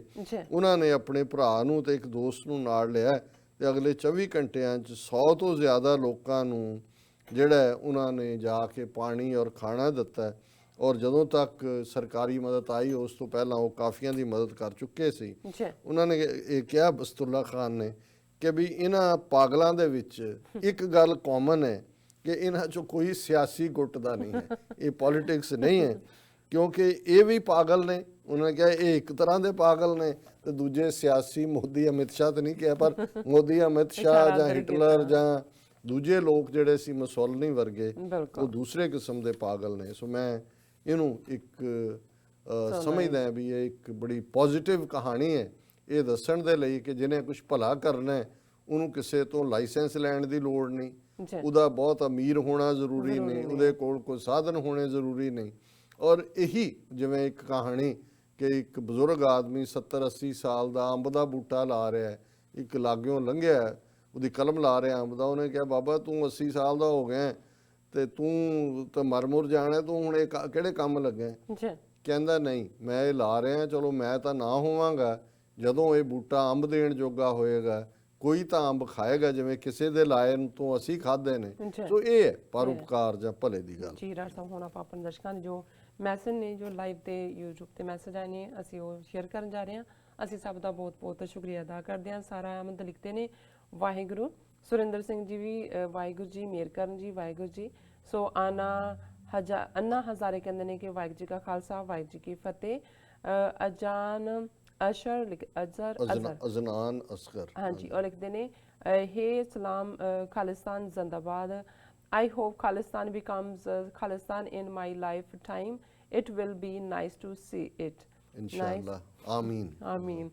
ਸੋ ਸਿਕੰਦਰ ਸਿੰਘ ਕੁਲਾਰ ਲਿਖਦੇ ਨੇ ਯੈਸ, ਐਂਡ ਅਰਸ਼ਦ ਰਾਜਾ ਜੀ ਲਿਖਦੇ ਨੇ ਡਾਕਟਰ ਸਾਹਿਬ ਐਂਡ नीलम कौर सदा खुश रहो और इसी तरह शो को ਕਾਇਮ ਦਾਇਮ ਰੱਖੋ। ਬਹੁਤ ਸ਼ੁਕਰੀਆ ਅਰਸ਼ਦ ਜੀ। ਜੀ ਬਲਵਿੰਦਰ ਸਿੰਘ ਜੀ ਲਿਖਦੇ ਨੇ ਸਿੰਘ ਸਾਹਿਬ ਜੀ ਤੁਸੀਂ ਹਰ ਇੱਕ ਐਂਗਲ ਤੋਂ ਬਾਜ ਅੱਖ ਰੱਖਦੇ ਹੋ, ਸਿੱਖ ਕੌਮ ਨੂੰ ਤੁਹਾਡੇ ਉੱਪਰ ਬਹੁਤ ਮਾਣ ਹੈ। ਬਹੁਤ ਸ਼ੁਕਰੀਆ ਵੀਰ, ਤੁਹਾਡਾ ਹੀ ਭਰਾ ਹੀ ਬਾਹਾਂ ਹੁੰਦੇ ਨੇ, ਸਾਡਾ ਮਾਣ ਤੁਸੀਂ ਹੋ ਸਾਰੇ। ਜੀ ਬਸ਼ਰਤ ਅਲੀ ਜੀ ਲਿਖਦੇ ਨੇ ਸਤਿ ਸ਼੍ਰੀ ਅਕਾਲ ਡਾਕਟਰ ਸਾਹਿਬ ਜੀ, ਐਂਡ ਫਿਰ ਉਹਨਾਂ ਦਾ ਮੈਸੇਜ ਹੈ, ਫਿਰ ਉਹਨਾਂ ਨੇ ਲਿਖਿਆ ਭਾਜੀ, ਫਿਰ ਲਿਖਦੇ ਨੇ ਕਿ Khalistan Kashmir vice of freedom ਜ਼ਿੰਦਾਬਾਦ, ਫਿਰ ਉਹਨਾਂ ਨੇ ਲਿਖਿਆ ਕਿ ਪੰਨੂ ਸਾਹਿਬ ਜ਼ਿੰਦਾਬਾਦ। ਮਨਿੰਦਰ ਸਿੰਘ ਬੁੱਟਰ ਜੀ ਲਿਖਦੇ ਨੇ ਵਾਹਿਗੁਰੂ ਜੀ ਸਿੰਘ ਜੀ ਹੁਣ ਨੌਜਵਾਨ ਪੰਜਾਬ ਦੇ ਬਹੁਤ ਸਿਆਣੇ ਹਨ, ਪਰ ਦੱਸਣਾ ਧਾਰਮਿਕ ਆਗੂ ਨੇ ਹੈ ਕਿਲ ਮੇਲ ਗਈ ਕੱਲ ਹੈ। ਮੇਲ ਮਿਲ ਗਈ, ਹਾਂਜੀ ਹਾਂਜੀ ਕੱਲ ਮੇਲ ਮਿਲ ਗਈ, ਹਾਂ ਸੌਰੀ। ਤੁਹਾਡੀ ਲਿਖਤ ਮਿਲ ਗਈ ਹੈ, ਔਰ ਮੈਂ ਚਾਹਾਂਗਾ ਕਿ ਹੁਣ ਤੁਸੀਂ ਡੀਟੇਲ ਦੇ ਵਿੱਚ ਆਪਣੇ ਜਜ਼ਬਾਤ ਲਿਖਿਆ ਕਰੋ, ਬਿਲਕੁਲ। ਔਰ ਉਹਨਾਂ ਨੂੰ ਅਸੀਂ ਜ਼ਰੂਰ ਸ਼ੇਅਰ ਕਰਾਂਗੇ। ਸੋ ਫਾਰੂਕ ਸ਼ਾਹਜਹਾਂ ਲਿਖਦੇ ਨੇ ਸਲਾਮ ਸਤਿ ਸ਼੍ਰੀ ਅਕਾਲ, ਪਾਕਿਸਤਾਨ ਖਾਲਿਸਤਾਨ ਜ਼ਿੰਦਾਬਾਦ, long life Muslims, Sikh love unity ਇਨਸ਼ਾ ਅੱਲਾ ਆਮੀਨ। ਫਿਰ ਬਸ਼ਰਤ ਅਲੀ ਲਿਖਦੇ ਨੇ TV 8464 justice US media international voice of innocent peoples, and ਬੋਲੇ ਸੋਨੇ ਹਾਲ ਸਤਿ ਸ਼੍ਰੀ ਅਕਾਲ ਦੀ ID ਤੋਂ ਸਾਨੂੰ ਮੈਸੇਜ ਹੈ 2020 ਰੈਫਰੈਂਡਮ ਖਾਲਿਸਤਾਨ ਜ਼ਿੰਦਾਬਾਦ ਲਿਖਿਆ ਇਹਨਾਂ ਨੇ। ਫਿਰ ਸੈਫ ਸਨਾਨੀ ਜੀ ਲਿਖਦੇ ਨੇ ਸਲਾਮ ਵਾਹਿਗੁਰੂ ਜੀ, ਫਿਰ ਉਹਨਾਂ ਨੇ ਆਪਣਾ ਪਿਆਰ ਭੇਜਿਆ। ਮਨਿੰਦਰ ਸਿੰਘ ਬੁੱਟਰ ਜੀ ਫਿਰ ਲਿਖਦੇ ਨੇ ਸਿੰਘ ਜੀ ਹਿੰਦੂਆਂ ਦਾ ਤਾਂ ਕੰਮ ਹੀ ਹੈ, ਉਹ ਆਪਣਾ ਇਤਿਹਾਸ ਨਹੀਂ ਭੁੱਲ ਸਕਦੇ, ਉਹ ਪ੍ਰਾਚੀਨ ਸਮੇਂ ਤੋਂ ਸੀ ਇਹ ਕੰਮ ਕਰ ਰਹੇ ਹਨ, ਆਉਣ ਵਾਲੇ ਸਮੇਂ ਵਿੱਚ ਇਸ ਤੋਂ ਅੱਗੇ ਜਾ ਸਕਦੇ ਹਨ। ਫਿਰ ਗੁਸਾਰਾ ਲਿਖਦੇ ਨੇ Modi and Trump are liar. ਫਿਰ ਖਾਨ ਸਾਹਿਬ ਲਿਖਦੇ ਨੇ ਵੈਲ ਡਨ ਡਾਕਟਰ ਸਾਹਿਬ, ਫਿਰ ਉਹਨਾਂ ਦਾ ਮੈਸੇਜ ਹੈ ਤੁਸੀਂ ग्रेट हो जी। फिर पाक डिफेंस ये मैं पढ़ देना डॉक्टर साहब, आपका ये फुल प्रोग्राम एक दफ़ा कंप्लीट करने का फ़ैसला बहुत अच्छा है, वरना पहले नोटिफिकेशन एक ही आता था, दोबारा कनेक्ट नहीं हो पाता था। हम और आपका चैनल भी प्रमोट कर रहे हैं, बहुत बहुत So nice. शुक्रिया पाक डिफेंडर जी। वीर सुरिंदर सिंह लिखते ने वाहिगुरू जी सानू तां पिंडां पिंडां विच घर घर जाके दसना पैना RSS की चीज़ है, गुलामी असी किवें सिरों लाउणी है, नहीं तो गल बननी नहीं, सानू बहुत टाइम लग सकता। तुसीं बिल्कुल ठीक कह रहे हो, लेकिन मैं समझदा भी जिस अंदाज दे विच ये मोदी अमित शाह और RSS काम कर रहे हैं, जी यही जिहड़ा है वो काफ़ी एजुकेट कर रहे हैं कि भाई ये मेजोरिटेरियनिज्म की हुंदा है और इन्हां दा राज क्यों जिहा है। बिल्कुल। उन्होंने कहा भी अपना हल सिर्फ खालिस्तान ही है। उन्होंने और message आ बाज गया। सिंह पूछते हैं भी what is the name of the book. This is बाज सिंह, रेशम सिंह ब्रदर फ्रॉम खालिस्तान। हाँ जी बाज सिंह जी, ये है कि हुण मेरे सामने एग्जैक्ट ਨਾਂ नहीं है, मैं कल तुहानूं दसांगा, पर ये येल यूनिवर्सिटी के प्रोफैसर ने जिन्हां ने ये किताब लिखी है, और शायद मैं कल एग्जैक्ट ਨਾਂ और ये दसांगा, अमेजोन ते अवेलेबल है। जी। ਸੋ ਸੁਰਿੰਦਰ ਸਿੰਘ ਜੀ ਲਿਖਦੇ ਨੇ ਕਿ ਧਰਨੇ ਲਾ ਕੇ ਗੱਲ ਕੋਈ ਨਹੀਂ ਬਣਨੀ, ਕੁਝ ਸਾਨੂੰ ਹੋਰ ਰਸਤਾ ਲੱਭਣਾ ਪੈਣਾ, ਇਸ ਤਰ੍ਹਾਂ ਕਿੰਨਾ ਚਿਰ ਜੀ ਧਰਨੇ ਲਾਉਂਦੇ ਰਹਾਂਗੇ ਵੀ ਅਸੀਂ ਅਲੱਗ-ਅਲੱਗ ਲਾਰਿਆਂ ਇਕੱਠੇ ਹੋ ਕੇ ਧਰਨੇ ਨਹੀਂ ਲਾ ਰਹੇ, ਇਸੇ ਕਰਕੇ ਸਾਡੀ ਕੋਈ ਗੱਲ ਨਹੀਂ ਬਣਦੀ ਵਾਹਿਗੁਰੂ, ਉਹਨਾਂ ਨੇ ਲਿਖਿਆ। ਸੋ ਫਿਰ ਅਵਤਾਰ ਸਿੰਘ ਜੀ ਲਿਖਦੇ ਨੇ ਇੱਕੋ ਹੱਲ ਹੈ ਆਪਣਾ ਖਾਲਸਾ, ਨਹੀਂ ਤੇ ਇੰਨਾ ਬਹੁਤ ਬੁਰਾ ਹਾਲ ਕਰਨਾ। सरफराज अहमद ਜਿਹੜੇ ਸਾਡੇ ਲਗਾਤਾਰ ਸਾਡੇ ਪ੍ਰੋਗਰਾਮ ਨਾਲ ਜੁੜਦੇ ਨੇ, ਉਹਨਾਂ ਨੇ ਲਿਖਿਆ ਸਲਾਮ, जो सिख लोग खालिस्तान मूवमेंट को खामोशी से देख रहे हैं और अपना हिस्सा डालने से हिचकिचा रहे हैं, उनके लिए कि इंतज़ार करने वालों के लिए इतना ही बचता है जितना कामयाब लोग छोड़ देते हैं। सो बहुत शुक्रिया सरफराज अहमद जी। ਸ਼ੁਕਰੀਆ। ਹੁਣ ਆਪਾਂ ਇੱਥੇ ਲੈਂਦੇ ਹਾਂ ਬ੍ਰੇਕ, ਅਸੀਂ ਸਭ ਦਾ ਫਿਰ ਦੁਬਾਰਾ ਸ਼ੁਕਰੀਆ ਅਦਾ ਕਰਦੇ ਹਾਂ। ਵਿਊਅਰਸ ਤੁਸੀਂ ਕਿਤੇ ਨਹੀਂ ਜਾਣਾ, ਮਿਲਦੇ ਹਾਂ ਆਫਟਰ ਦਿਸ ਸ਼ਾਰਟ ਬ੍ਰੇਕ।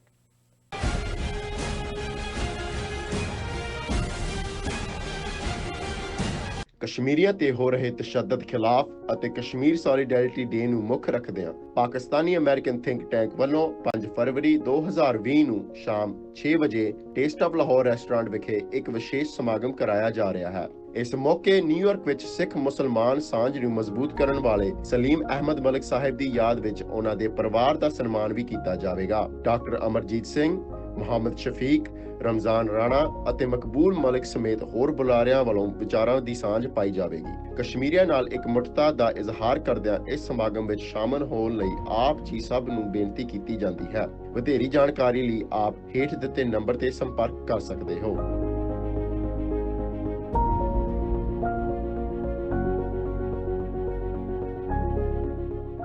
ਕੀ ਤੁਸੀਂ ਆਪਣੇ ਟੈਕਸਿਸ ਨੂੰ ਲੈ ਕੇ ਚਿੰਤਤ ਹੋ? ਤੁਸੀਂ ਆਪਣੀ ਕਮਾਈ ਲਈ ਮਿਹਨਤ ਕਰਦੇ ਹੋ, ਭਾਵੇਂ ਤੁਸੀਂ ਨੌਕਰੀ ਵਿੱਚ ਹੋਵੋ ਜਾਂ ਆਪਣਾ ਬਿਜ਼ਨਸ ਚਲਾਉਂਦੇ ਹੋ। ਜਦੋਂ ਟੈਕਸ ਭਰਨ ਦਾ ਸਮਾਂ ਆਉਂਦਾ ਹੈ ਤਾਂ ਤੁਹਾਨੂੰ ਇੱਕ ਭਰੋਸੇਯੋਗ ਟੈਕਸ ਅਕਾਊਂਟੈਂਟ ਦੀ ਲੋੜ ਹੈ ਜੋ ਟੈਕਸ ਬੈਲੈਂਸ ਦਾ ਤੁਹਾਡੇ ਪੱਖ ਵਿੱਚ ਜਾਣਾ ਯਕੀਨੀ ਬਣਾਵੇ। ਸਿਆਟਲ ਦੀ ਜਾਣੀ ਪਹਿਚਾਣੀ company accurate accountants and taxes ਤੁਹਾਡੀ ਸੇਵਾ ਵਿੱਚ ਹਾਜ਼ਰ ਹੈ। ਅਸੀਂ ਹਰ ਤਰ੍ਹਾਂ ਦੇ ਟੈਕਸ ਭਰਨ ਵਿੱਚ ਤੁਹਾਡੀ ਮਦਦ ਕਰਾਂਗੇ। ਟੈਕਸ ਸੰਬੰਧੀ ਕਿਸੇ ਵੀ ਤਰ੍ਹਾਂ ਦੇ ਸਵਾਲ ਲਈ ਅੱਜ ਹੀ ਸਾਡੇ ਤੱਕ ਪਹੁੰਚ ਕਰੋ। Accurate accountants and Texas.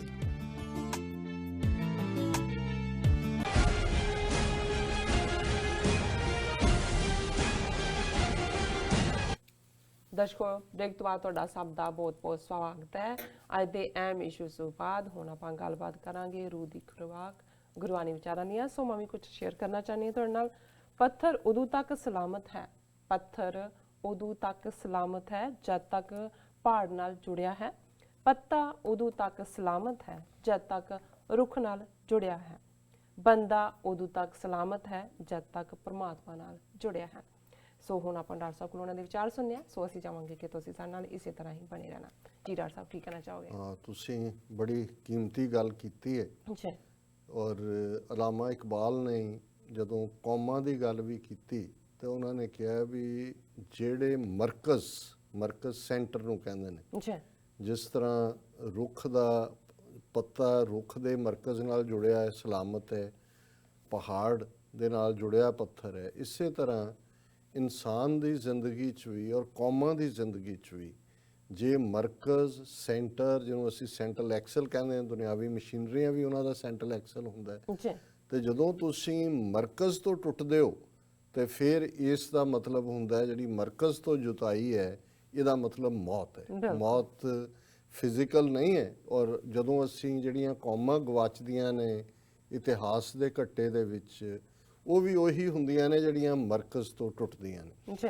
ਔਰ ਇਸੇ ਤਰ੍ਹਾਂ ਕਿਉਂਕਿ ਜਦੋਂ ਅਸੀਂ ਇਨਸਾਨੀ ਵਜੂਦ ਦੇਖਦੇ ਹਾਂ ਔਰ ਇਸ ਦੇ ਨਾਲ ਵੀ ਜੁੜਿਆ ਹੋਇਆ ਸਾਡਾ ਅਮਲ ਹੈ ਜ਼ਿੰਦਗੀ ਦਾ। ਔਰ ਅਲਾਮਾ ਇਕਬਾਲ ਦੇ ਹੀ ਇਹ ਜਿਹੜਾ ਕੋਟ ਹੈ ਕਿ ਸ਼ੇਰ ਹੈ, ਅਮਲ ਸੇ ਜ਼ਿੰਦਗੀ बनती है, जन्नत भी जहन्नम भी, ये खाकी अपनी फितरत से ना ਨੂਰੀ ਹੈ ਨਾ ਨਾਰੀ ਹੈ। ਹੁਣ ਨੂਰ ਡਿਵਾਈਨ ਹੈ। ਜਦੋਂ ਗੁਰੂ ਸਾਹਿਬ ਨੇ ਇਹ ਫਰਮਾਇਆ ਕਿ ਮਨ ਤੂੰ ਜੋਤ ਸਰੂਪ ਹੈ, ਆਪਣਾ ਮੂਲ ਪਛਾਣ, ਕਿਉਂਕਿ ਇਨਸਾਨ ਦੇ ਅੰਦਰ ਇਨਸਾਨੀਅਤ ਔਰ ਹੈਵਾਨੀਅਤ ਜਾਂ ਰੂਹਾਨੀਅਤ ਔਰ ਹੈਵਾਨੀਅਤ ਇਹਨਾਂ ਦੀ ਇੱਕ ਕੌਨਸਟੈਂਟ ਜੰਗ ਹੈ। ਉਹਨੂੰ ਤੁਸੀਂ ਰੱਬ ਔਰ ਸ਼ੈਤਾਨ ਦੀ ਜੰਗ ਵੀ ਕਹਿ ਸਕਦੇ ਹੋ, ਪਰ ਸਾਡੇ ਅੰਦਰ ਉਹ ਕੌਨਸਟੈਂਟ ਹੈ। ਇੱਕ ਪਾਸੇ ਐਨੀਮਲ ਇਨਸਟਿੰਕਟ ਨੇ, ਵਹਿਸ਼ੀਪਣਾ ਜਿਹੜਾ ਸਾਡੇ ਨਾਲ ਲੱਗਾ ਹੋਇਆ। ਜਦੋਂ ਤੁਸੀਂ ਇਸ ਕਿਸਮ ਦੀਆਂ ਕਹਾਣੀਆਂ, ਮਾੜੇ ਅਪਰਾਧ ਦੇਖਦੇ ਹੋ ਤੇ ਇਹੀ ਅਸੀਂ ਕਹਿੰਦੇ ਹਾਂ ਵੀ ਇਹ ਕਿਆ ਹੈਵਾਨੀਅਤ ਹੈ। ਦੂਸਰੇ ਪਾਸੇ ਜਿਹੜਾ ਜਿਵੇਂ ਅਸੀਂ ਜ਼ਿਕਰ ਕਰਕੇ ਹਟੇ ਕਿ ਇਕੱਲੇ ਕਾਰੇ ਬੰਦੇ ਤੁਰ ਪੈਂਦੇ ਨੇ, ਇਹੀ ਉਹ ਨੂਰ ਹੈ, ਇਹੀ ਅਮਲ ਹੈ। ਔਰ ਜਿਹੜੇ ਅਮਲ ਨੇ ਜੰਨਤ ਬਣਾਉਣੀ ਹੈ, ਜੇ ਅਸੀਂ ਨੂਰ ਉਸ ਡਿਵਾਈਨ ਇਨਸਟਿੰਕਟ ਨੂੰ ਲੈ ਲਈਏ ਤੇ ਫਿਰ ਇਹ ਦੁਨੀਆ ਹੀ ਜਿਹੜੀ ਹੈ ਜੰਨਤ ਬਣ ਜਾਂਦੀ ਹੈ। ਤੇ ਜੇ ਸਾਡੇ ਅੰਦਰ ਦੀ ਹੈਵਾਨੀਅਤ, ਨਾਰ ਅੱਗ ਨੂੰ ਕਹਿੰਦੇ ਨੇ, ਕਿ ਜੇ ਅਸੀਂ ਉਸ ਅੱਗ ਦੇ ਵਿੱਚ ਸੜਨਾ ਹੈ ਜਿਹੜੀ ਗਰੀਡ ਦੀ ਹੈ, ਲਸਟ ਦੀ ਹੈ, ਐਂਗਰ ਦੀ ਹੈ, ਅਟੈਚਮੈਂਟ ਦੀ ਹੈ, ਈਗੋ ਦੀ ਹੈ, ਔਰ ਉਸ ਸਾਰੇ ਦੇ ਨਾਲ ਅਨਾ ਦੀ ਹੈ ਜਿਹੜੀ ਸੁਪਰ ਈਗੋ ਹੈ, ਤੇ ਫਿਰ ਉਸ ਚੋਂ ਤਬਾਹੀ ਨਿਕਲਦੀ ਹੈ, ਉਸ ਚੋਂ ਕੁਝ ਵੀ ਨਹੀਂ ਨਿਕਲਦਾ। ਔਰ ਅੱਜ ਜਿਵੇਂ ਅਸੀਂ ਇਸ ਸੈਗਮੈਂਟ ਦੇ ਵਿੱਚ ਹਮੇਸ਼ਾ ਗੁਰੂ ਗ੍ਰੰਥ ਸਾਹਿਬ ਦੀ ਬਾਣੀ ਔਰ ਬਾਕੀ ਕਲਾਮ ਵੀ ਅਸੀਂ ਡਿਸਕਸ ਕਰਦੇ, ਔਰ ਸਾਡਾ ਇਹ ਯਤਨ ਹੁੰਦਾ ਹੈ, ਕਿਉਂਕਿ ਸਾਡੇ ਨਾਲ ਬਹੁਤ ਸਾਰੇ ਪਾਕਿਸਤਾਨੀ ਭੈਣ ਭਰਾ ਵੀ ਜੁੜੇ ਹੋਏ ਨੇ। ਮੈਂ ਆਉਣ ਵਾਲੇ ਪੀਰੀਅਡ 'ਚ ਹੋਰ ਵੀ ਦੇਖਾਂਗਾ ਕਿ ਕਿਵੇਂ ਕੁਝ ਚੀਜ਼ਾਂ ਅਸੀਂ ਮੁਤਾਲਿਆ ਦੇ ਐਂਗਲ ਤੋਂ ਵੀ ਡਿਸਕਸ ਕਰ ਸਕੀਏ। ਇਹ ਪੰਜਵੇਂ ਪਾਤਸ਼ਾਹ ਦਾ ਸ਼ਬਦ ਹੈ ਆਸਾ ਰਾਗ ਦੇ ਵਿੱਚ, ਔਰ ਇਹ ਉਸ ਮਰਕਜ਼ ਦੀ ਗੱਲ ਹੈ, ਸੈਂਟਰ ਦੇ ਨਾਲ ਜੁੜੇ ਹੋ ਕਿ ਜਦੋਂ ਅਸੀਂ ਰੱਬ ਦੇ ਹਵਾਲੇ ਆਪਣਾ ਆਪ ਕਰ ਦਿੰਦੇ ਜੀ ਤੇ ਫਿਰ ਸਾਡੇ ਤੋਂ ਫਿਕਰ ਚਿੰਤਾ ਸਭ ਦੌੜ ਜਾਂਦਾ ਹੈ। ਅਸੀਂ ਬਾਣੀ 'ਚ ਪੜ੍ਹਦੇ ਹਾਂ, ਨਾਨਕ ਚਿੰਤਾ ਮਤ ਕਰੋ, ਚਿੰਤਾ ਤਿਸ ਹੀ ਹੈ, ਜਲ ਮੇ ਜੰਤ ਉਪਾਏ ਕੈ ਤਿਨਾ ਵੀ ਰੋਜ਼ੀ ਦੇ। ਕਿ ਬਾਬਾ ਨਾਨਕ ਫਰਮਾਉਂਦੇ ਨੇ ਕਿ ਕਿਉਂ ਤੁਸੀਂ ਐਂਗਜ਼ਾਇਟੀ ਵਰੀ ਚਿੰਤਾ ਦੇ ਵਿੱਚ ਜ਼ਿੰਦਗੀ ਗੁਜ਼ਾਰ ਰਹੇ ਹੋ, ਜੇ ਪਾਣੀ ਦੇ ਵਿੱਚ ਰੱਬ ਨੇ ਜੋ ਪੈਦਾ ਕੀਤੇ ਨੇ ਜੀਵ ਜੰਤੂ, ਉਹਨਾਂ ਦਾ ਵੀ ਰਿਜ਼ਕ ਰੱਖਿਆ ਹੋਇਆ। ਜੀ ਔਰ ਜਿਵੇਂ ਮੈਂ ਅਕਸਰ ਕੋਟ ਕਰਦਾ ਅਸ਼ਫਾਕ ਅਹਿਮਦ, ਜਿਹੜੇ ਪਾਕਿਸਤਾਨ ਦੇ ਬਹੁਤ ਵੱਡੇ, ਜਿੱਥੇ ਟੀਵੀ ਦੀ ਦੁਨੀਆ 'ਚ ਡਰਾਮੇ ਦੀ ਦੁਨੀਆ 'ਚ ਉਹਨਾਂ ਦੀ ਬਹੁਤ ਵੱਡੀ ਦੇਣ ਹੈ। ਉਹ ਇੱਕ ਸੂਫੀਆਨਾ ਜਿਹੜੀ ਹੈ ਥਾਟ ਨੂੰ ਵੀ ਪਰਨਾਏ ਹੋਏ ਸੀ, ਔਰ ਉਹਨਾਂ ਨੇ ਇੱਕ ਥਾਂ ਤੇ ਉਹਨਾਂ ਦਾ ਇੱਕ ਪ੍ਰੋਗਰਾਮ ਜਾਵੀਆ, ਜਿਹੜਾ ਕਿ ਉਹ 10-15-20 ਬੈਠ ਕੇ ਉਹਨਾਂ ਦੇ ਨਾਲ ਉਹਨਾਂ ਦੀ ਜ਼ਿੰਦਗੀ ਦੇ ਔਰ ਰੂਹਾਨੀਅਤ ਦੇ ਤਜਰਬੇ। ਸੋ ਉਹਨਾਂ ਨੇ ਕਹਿਣਾ ਵੀ ਤੁਹਾਨੂੰ ਜਦੋਂ ਇਹ ਪੁੱਛਿਆ ਜਾਂਦਾ, ਤੁਸੀਂ ਕਹਿੰਦੇ ਹੋ ਜੀ ਅਸੀਂ ਭੱਜ ਦੌੜ ਕਰ ਰਹੇ ਹਾਂ ਰੋਜ਼ੀ ਦੇ ਲਈ। ਦੇਖੋ ਜੀ ਬੱਚੇ, ਉਹ ਕਹਿੰਦੇ ਭੁੱਲ ਜਾਓ ਰਾਜ਼ਕ ਤਾਂ ਰੱਬ ਹੈ, ਜੀ ਉਹਨੂੰ ਇਹ ਉਹਦਾ ਕੰਮ ਹੈ, ਉਹਦਾ ਜ਼ਿੰਮਾ ਹੈ। ਉਹਦਾ ਜ਼ਿੰਮਾ। ਹੁਣ ਤੁਸੀਂ ਇਹ ਦੱਸੋ ਵੀ ਤੁਸੀਂ ਕੀ ਕਰ ਰਹੇ ਹੋ, ਰਿਜ਼ਕ ਤਾਂ ਉਸਨੇ ਦੇਣਾ ਹੈ। ਹੁਣ ਇਸ ਸ਼ਬਦ 'ਚ ਗੁਰੂ ਸਾਹਿਬ ਫਰਮਾਉਂਦੇ ਨੇ, ਆਗਿਆ ਹੀ ਤੇ ਸਭ ਕੁਛ ਹੁਆ, ਅਵਰ ਕੇ ਜਾਣੈ ਗਿਆਨਾ, ਭੂਲ ਚੂਕ ਆਪਣਾ ਬਾਰਕ ਬਖਸ਼ਿਆ, ਪਾਰ ਬ੍ਰਹਮ ਭਗਵਾਨਾ, ਸਤਿਗੁਰ ਮੇਰਾ ਸਦਾ ਦਿਆਲਾ, ਮੋਹੇ ਦੀਨ ਕੋ ਰਾਖ ਲਿਆ, ਕਾਟਿਆ ਰੋਗ ਮਹਾ ਸੁਖ ਪਾਇਆ, ਹਰ ਅੰਮ੍ਰਿਤ ਮੁਖ ਨਾਮ ਦੀਆ। ਰਹਾਉ, ਜਿਵੇਂ ਰਹਾਉ ਦੀ ਤੁਕ ਗਾਇਨ ਕਰਨ ਦੇ ਲਈ ਵੀ ਸਥਾਈ ਹੁੰਦੀ ਹੈ, ਮਿਊਜ਼ੀਸ਼ੀਅਨਸ ਨੂੰ, ਰਾਗੀਆਂ ਨੂੰ ਇਸ ਹਦਾਇਤ ਹੈ ਕਿ ਉਹਨਾਂ ਨੇ ਜੇ ਆਸਾ ਰਾਗ ਦੇ ਵਿੱਚ ਇਸ ਸ਼ਬਦ ਨੂੰ ਗਾਣਾ ਹੈ ਤੇ ਇਹ ਉਹਨਾਂ ਦੀ ਸਥਾਈ ਦੀ ਤੁਕ ਹੈ। ਔਰ ਇਹਦੇ 'ਚ ਇਹ ਹੈ ਕਿ ਰੱਬ ਅੱਲਾਹ ਤਾਲਾ, ਮੇਰਾ ਵਾਹਿਗੁਰੂ, ਮੇਰਾ ਸਤਿਗੁਰੂ ਬਹੁਤ ਦਿਆਲੂ ਹੈ, ਕੰਪੈਸ਼ਨੇਟ ਹੈ, ਬਹੁਤ ਰਹਿਮ ਕਰਨ ਵਾਲਾ ਹੈ। ਮੋਹੇ ਦੀਨ ਕੋ ਰਾਗ, ਦੀਨ ਹੁੰਦਾ ਕੰਗਾਲ, ਕਿ ਮੈਂ ਤਾਂ ਇੱਕ ਕੰਗਾਲ ਜਿਸ ਦੇ ਪੱਲੇ ਕੁਛ ਨਹੀਂ ਗੁਨਾਹ ਤੋਂ ਬਿਨਾ, ਲੇਕਿਨ ਉਸ ਵਾਹਿਗੁਰੂ ਨੇ ਬਖਸ਼ਿਸ਼ ਕਰਕੇ ਰਹਿਮ ਕਰਕੇ ਮੈਨੂੰ ਪ੍ਰੋਟੈਕਸ਼ਨ ਦਿੱਤੀ ਹੈ, ਕਾਟਿਆ ਰੋਗ ਮਹਾ ਸੁਖ ਪਾਇਆ। ਉਸ ਰੱਬ ਦੀ ਸ਼ਰਨ ਦੇ ਵਿੱਚ ਜਦੋਂ ਮੈਂ ਆਇਆ, ਰਿਫਿਊਜ 'ਚ ਆਇਆ, ਮਹਾ ਰੋਗ, ਸਭ ਤੋਂ ਵੱਡੀ ਡਿਜ਼ੀਜ਼ ਉਹ ਹੈ ਈਗੋ ਦੀ, ਅਨਾਹ ਦੀ, ਜਿਹੜੀ ਰੱਬ ਔਰ ਇਨਸਾਨ ਦੇ ਵਿਚਾਲੇ ਇਹ ਇੱਕ ਕੰਧ ਹੈ, ਜਿਸ ਨੂੰ ਜਦੋਂ ਅਸੀਂ ਰੱਬ ਦੇ ਹਵਾਲੇ ਆਪਣਾ ਆਪ ਕਰਦੇ ਹਾਂ, ਉਹ ਕੰਧ ਟੁੱਟਦੀ ਹੈ ਤੇ ਅਸੀਂ ਰੱਬ ਦੇ ਨਾਲ ਇਕਮਿਕ ਹੁੰਦੇ ਹਾਂ। ਕਾਟਿਆ ਰੋਗ ਮਹਾ ਸੁਖ ਪਾਇਆ, ਹਰ ਅੰਮ੍ਰਿਤ ਮੁਖ ਨਾਮ ਦੀ ਹੈ। ਰੱਬ ਨੇ ਉਸ ਕੰਧ ਨੂੰ ਤੋੜ ਕੇ ਜਦੋਂ ਮੈਨੂੰ ਆਪਣੇ ਗਲ ਨਾਲ ਲਾ ਲਿਆ ਤੇ ਫਿਰ ਆਪਣੀ ਇਬਾਦਤ ਦਾ ਅੰਮ੍ਰਿਤ ਦਿੱਤਾ। ਮੇਰੀ ਮੁਰਦਾ ਜ਼ਮੀਰ, ਅੰਮ੍ਰਿਤ ਜ਼ਿੰਦਗੀ 'ਚ ਜੋ ਮਰਦਾ ਉਹ ਮਰਦਾ ਹੈ, ਲੇਕਿਨ ਸਭ ਤੋਂ ਵੱਡੀ ਮੌਤ ਜਿਹੜੀ ਹੈ ਉਹ ਤਾਂ ਉਹ ਹੈ ਜਦੋਂ ਤੁਹਾਡੀ ਜ਼ਮੀਰ ਮਰਦੀ ਹੈ, ਜਦੋਂ ਤੁਹਾਨੂੰ ਰੱਬ ਭੁੱਲਦਾ ਹੈ, ਤੁਸੀਂ ਨਾ ਸ਼ੁਕਰੇ ਹੁੰਦੇ ਹੋ। ਗੁਰੂ ਸਾਹਿਬ ਫਰਮਾਉਂਦੇ ਨੇ ਕਿ ਮੈਨੂੰ ਵਾਹਿਗੁਰੂ ਨੇ ਉਹ ਅੰਮ੍ਰਿਤ ਦਿੱਤਾ ਕਿ ਮੈਂ, ਮੇਰੀ ਜ਼ਬਾਨ ਤੇ ਵੀ ਔਰ ਮੇਰੇ ਅੰਦਰ ਵੀ ਉਸ ਵਾਹਿਗੁਰੂ ਦਾ ਨਾਮ ਹੈ। ਔਰ ਉਹਨਾਂ ਦੀ ਸ਼ੁਰੂਆਤ ਸ਼ਬਦ ਦੀ ਸੀ ਕਿ ਧੁਰੋਂ ਦਰਗਾਹੋਂ ਹੀ ਸਭ ਕੁਝ ਹੁੰਦਾ ਹੈ। ਇਹ ਰੱਬ ਦੀ ਰਹਿਮਤ ਦੇ ਨਾਲ ਹੀ ਪੋਸੀਬਲ ਹੁੰਦਾ ਹੈ। ਤੁਸੀਂ ਐਫਰਟ ਕਰਦੇ ਹੋ, ਪਰ ਐਫਰਟ ਨੂੰ ਫਲ ਲਾਉਣਾ ਹੈ ਕਿ ਨਹੀਂ ਲਾਉਣਾ ਇਹ ਰੱਬ ਨੇ ਦੇਖਣਾ ਹੈ। ਜਿਵੇਂ ਪਾਕਿਸਤਾਨ ਦੇ ਲਹਿੰਦੇ ਪੰਜਾਬ ਦੇ ਮੀਰ ਮੁਹੰਮਦ ਬਖਸ਼ ਸ਼ਾਇਰ ਨੇ, ਉਹਨਾਂ ਦਾ ਇੱਕ ਕੋਟ ਹੈ ਕਿ ਵੀ ਮਾਲੀ ਦਾ ਕੰਮ ਪਾਣੀ ਦੇਣਾ, ਮਸ਼ਕਾਂ ਭਰ ਭਰ ਪਾਵੇ, ਮਾਲਕ ਦਾ ਕੰਮ ਫਲ ਫੁੱਲ ਲਾਉਣਾ, ਲਾਵੇ ਜਾਂ ਨਾ ਲਾਵੇ। ਕਿ ਅਸੀਂ ਤਾਂ ਐਫਰਟ ਕਰਨਾ। ਇਹ ਰੂਹਾਨੀਅਤ ਦੀ ਦੁਨੀਆ 'ਚ ਵੀ ਇਹੀ ਹੈ ਕਿ ਅਲਟੀਮੇਟਲੀ ਉਸ ਰੱਬ ਦੇ ਉੱਤੇ ਹੈ ਕਿ ਉਸਨੇ ਸਾਡੇ ਤੇ ਰਹਿਮ ਕਰਕੇ ਅਨਕ ਪਾਪ ਮੇਰੇ ਪਰ ਹਰਿਆ, ਬੰਧਨ ਕਾਟੇ ਮੁਕਤ ਪਏ, ਅੰਧਕੂਪ ਮਹਾ ਘੋਰ ਤੇ ਬਾਹਾਂ ਪਕੜ ਗੁਰ ਕਾਢ ਲਈਏ। ਕਿ ਮੈਂ ਤਾਂ ਬਹੁਤ ਗੁਨਾਹਗਾਰ ਸੀ, ਸਿਨਰ ਸੀ, ਬਹੁਤ ਮੇਰੇ ਪਾਪ ਸੀ, ਉਹ ਰੱਬ ਨੇ ਰਹਿਮਤ ਕਰਕੇ ਦੂਰ ਕਰ ਦਿੱਤੇ। ਮੇਰੇ ਅੰਦਰ ਜਿਹੜੀਆਂ ਬੌਂਡੇਜਿਸ ਸੀ, ਜਿਹੜੇ ਦੁਨੀਆ ਦੇ ਮੋਹ ਦੇ ਨਾਲ ਮੈਨੂੰ ਬੰਨਿਆ ਹੋਇਆ ਸੀ, ਜਿਨ੍ਹਾਂ ਨੇ ਜਦੋਂ ਤੋਂ ਮੈਂ ਰੱਬ ਦੇ ਅੱਗੇ ਆਪਣਾ ਆਪਾ ਰੱਖਿਆ, ਉਹਨੇ ਮੈਨੂੰ ਉਹਨਾਂ ਸਾਰਿਆਂ ਤੋਂ ਮੁਕਤ ਕਰ ਦਿੱਤਾ। ਮੈਂ ਹਨੇਰੇ ਖੂਹ ਦੇ ਵਿੱਚ ਡਿੱਗਿਆ ਹੋਇਆ ਸੀ। ਅੰਧ ਕੂਪ, ਕੂਪ ਹੁੰਦਾ ਹੈ ਖੂਹ, ਅੰਨਾ ਖੂਹ ਜਿਹਨੂੰ ਪੰਜਾਬੀ 'ਚ ਕਹਿੰਦੇ ਨੇ, ਕਿ ਮੈਂ ਅੰਨੇ ਖੂਹ ਦੇ ਵਿੱਚ ਡਿੱਗਿਆ ਹੋਇਆ ਸੀ। ਬਾਂਹ ਪਕੜ ਗੁਰਕਾਰ, ਰੱਬ ਨੇ ਰਹਿਮਤ ਕਰਕੇ ਮੈਨੂੰ ਬਾਂਹ ਤੋਂ ਫੜ ਕੇ ਉਸ ਖੂਹ ਚੋਂ ਬਾਹਰ ਕੱਢ ਲਿਆ। ਨਿਰਭਉ ਭੈ ਸਗਲ ਭਉ ਮਿਟਿਆ, ਰਾਖੇ ਰਾਖਣ ਹਾਰੇ, ਐਸੀ ਦਾਤ ਤੇਰੀ ਪ੍ਰਭ ਮੇਰੇ, ਕਾਰਜ ਸਗਲ ਸਵਾਰੇ, ਗੁਣ ਨਿਧਾਨ ਸਾਹਿਬ ਮਨ ਮੇਲਾ, ਸ਼ਰਨ ਪਿਆ ਨਾਨਕ ਸੁਹੇਲਾ। ਕਿ ਹੁਣ ਜਦੋਂ ਮੈਂ ਉਸ ਰੱਬ ਦੇ ਰਸਤੇ ਤੇ ਰੱਬ ਦੀ ਗੋਦ ਵਿੱਚ ਐ ਤੇ ਮੈਨੂੰ ਹੁਣ ਕਿਸੇ ਦਾ ਖੌਫ ਨਹੀਂ ਹੈ, ਸਾਰੇ ਡਰਨ ਤੋਂ ਮੈਂ ਆਜ਼ਾਦ ਹਾਂ, ਜੀ ਕਿਉਂਕਿ ਮੈਨੂੰ ਆਪਣੇ ਉਸ ਪਿਆਰੇ ਵਾਹਿਗੁਰੂ ਨੇ, ਅੱਲਾਹ ਤਾਲਾ ਨੇ ਆਪਣੀ ਹਿਫਾਜ਼ਤ ਦੇ ਵਿੱਚ ਰੱਖ ਲਿਆ ਹੈ। ਐਸੀ ਦਾਤ ਤੇਰੀ ਪ੍ਰਭ ਮੇਰੇ, ਹੇ ਮੇਰੇ ਵਾਹਿਗੁਰੂ ਤੂੰ ਐਸੀ ਮੈਨੂੰ ਗਿਫਟ ਦਿੱਤੀ ਹੈ ਕਿ ਹੁਣ ਮੈਨੂੰ ਕਿਸੇ ਚੀਜ਼ ਦੀ ਪਰਵਾਹ ਨਹੀਂ, ਮੇਰੇ ਸਾਰੇ ਕੰਮ ਆਪਣੇ ਆਪ ਹੀ ਸੰਵਰ ਜਾਂਦੇ ਨੇ। ਗੁਣ ਨਿਧਾਨ ਸਾਹਿਬ ਮਨ ਮੇਲਾ, ਕਿ ਮੇਰੇ ਮਨ ਦੇ ਅੰਦਰ ਹੁਣ ਉਸ ਸਾਹਿਬ ਦੇ ਨਾਲ ਮੇਰਾ ਮੇਲ ਹੈ, ਉਸ ਰੱਬ ਦੇ ਨਾਲ ਮੇਰੀ ਇੱਕ ਮਿਕਤ ਹੈ, ਜਿਹੜਾ ਗੁਣ ਨਿਧਾਨ, ਨਿਧਾਨ ਕਹਿੰਦੇ ਨੇ ਖਜ਼ਾਨੇ ਨੂੰ, ਜੀ ਜਿਹੜਾ ਗੁਣਾਂ ਦਾ ਖਜ਼ਾਨਾ ਹੈ।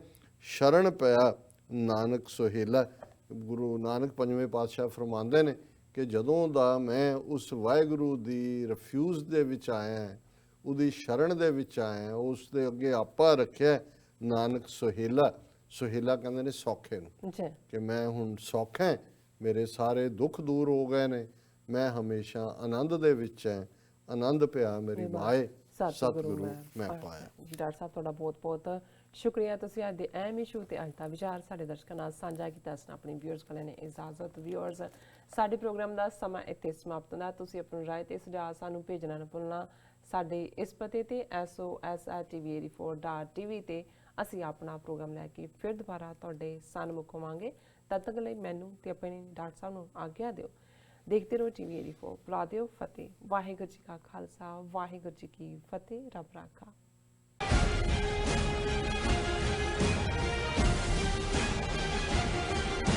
Kashmiriya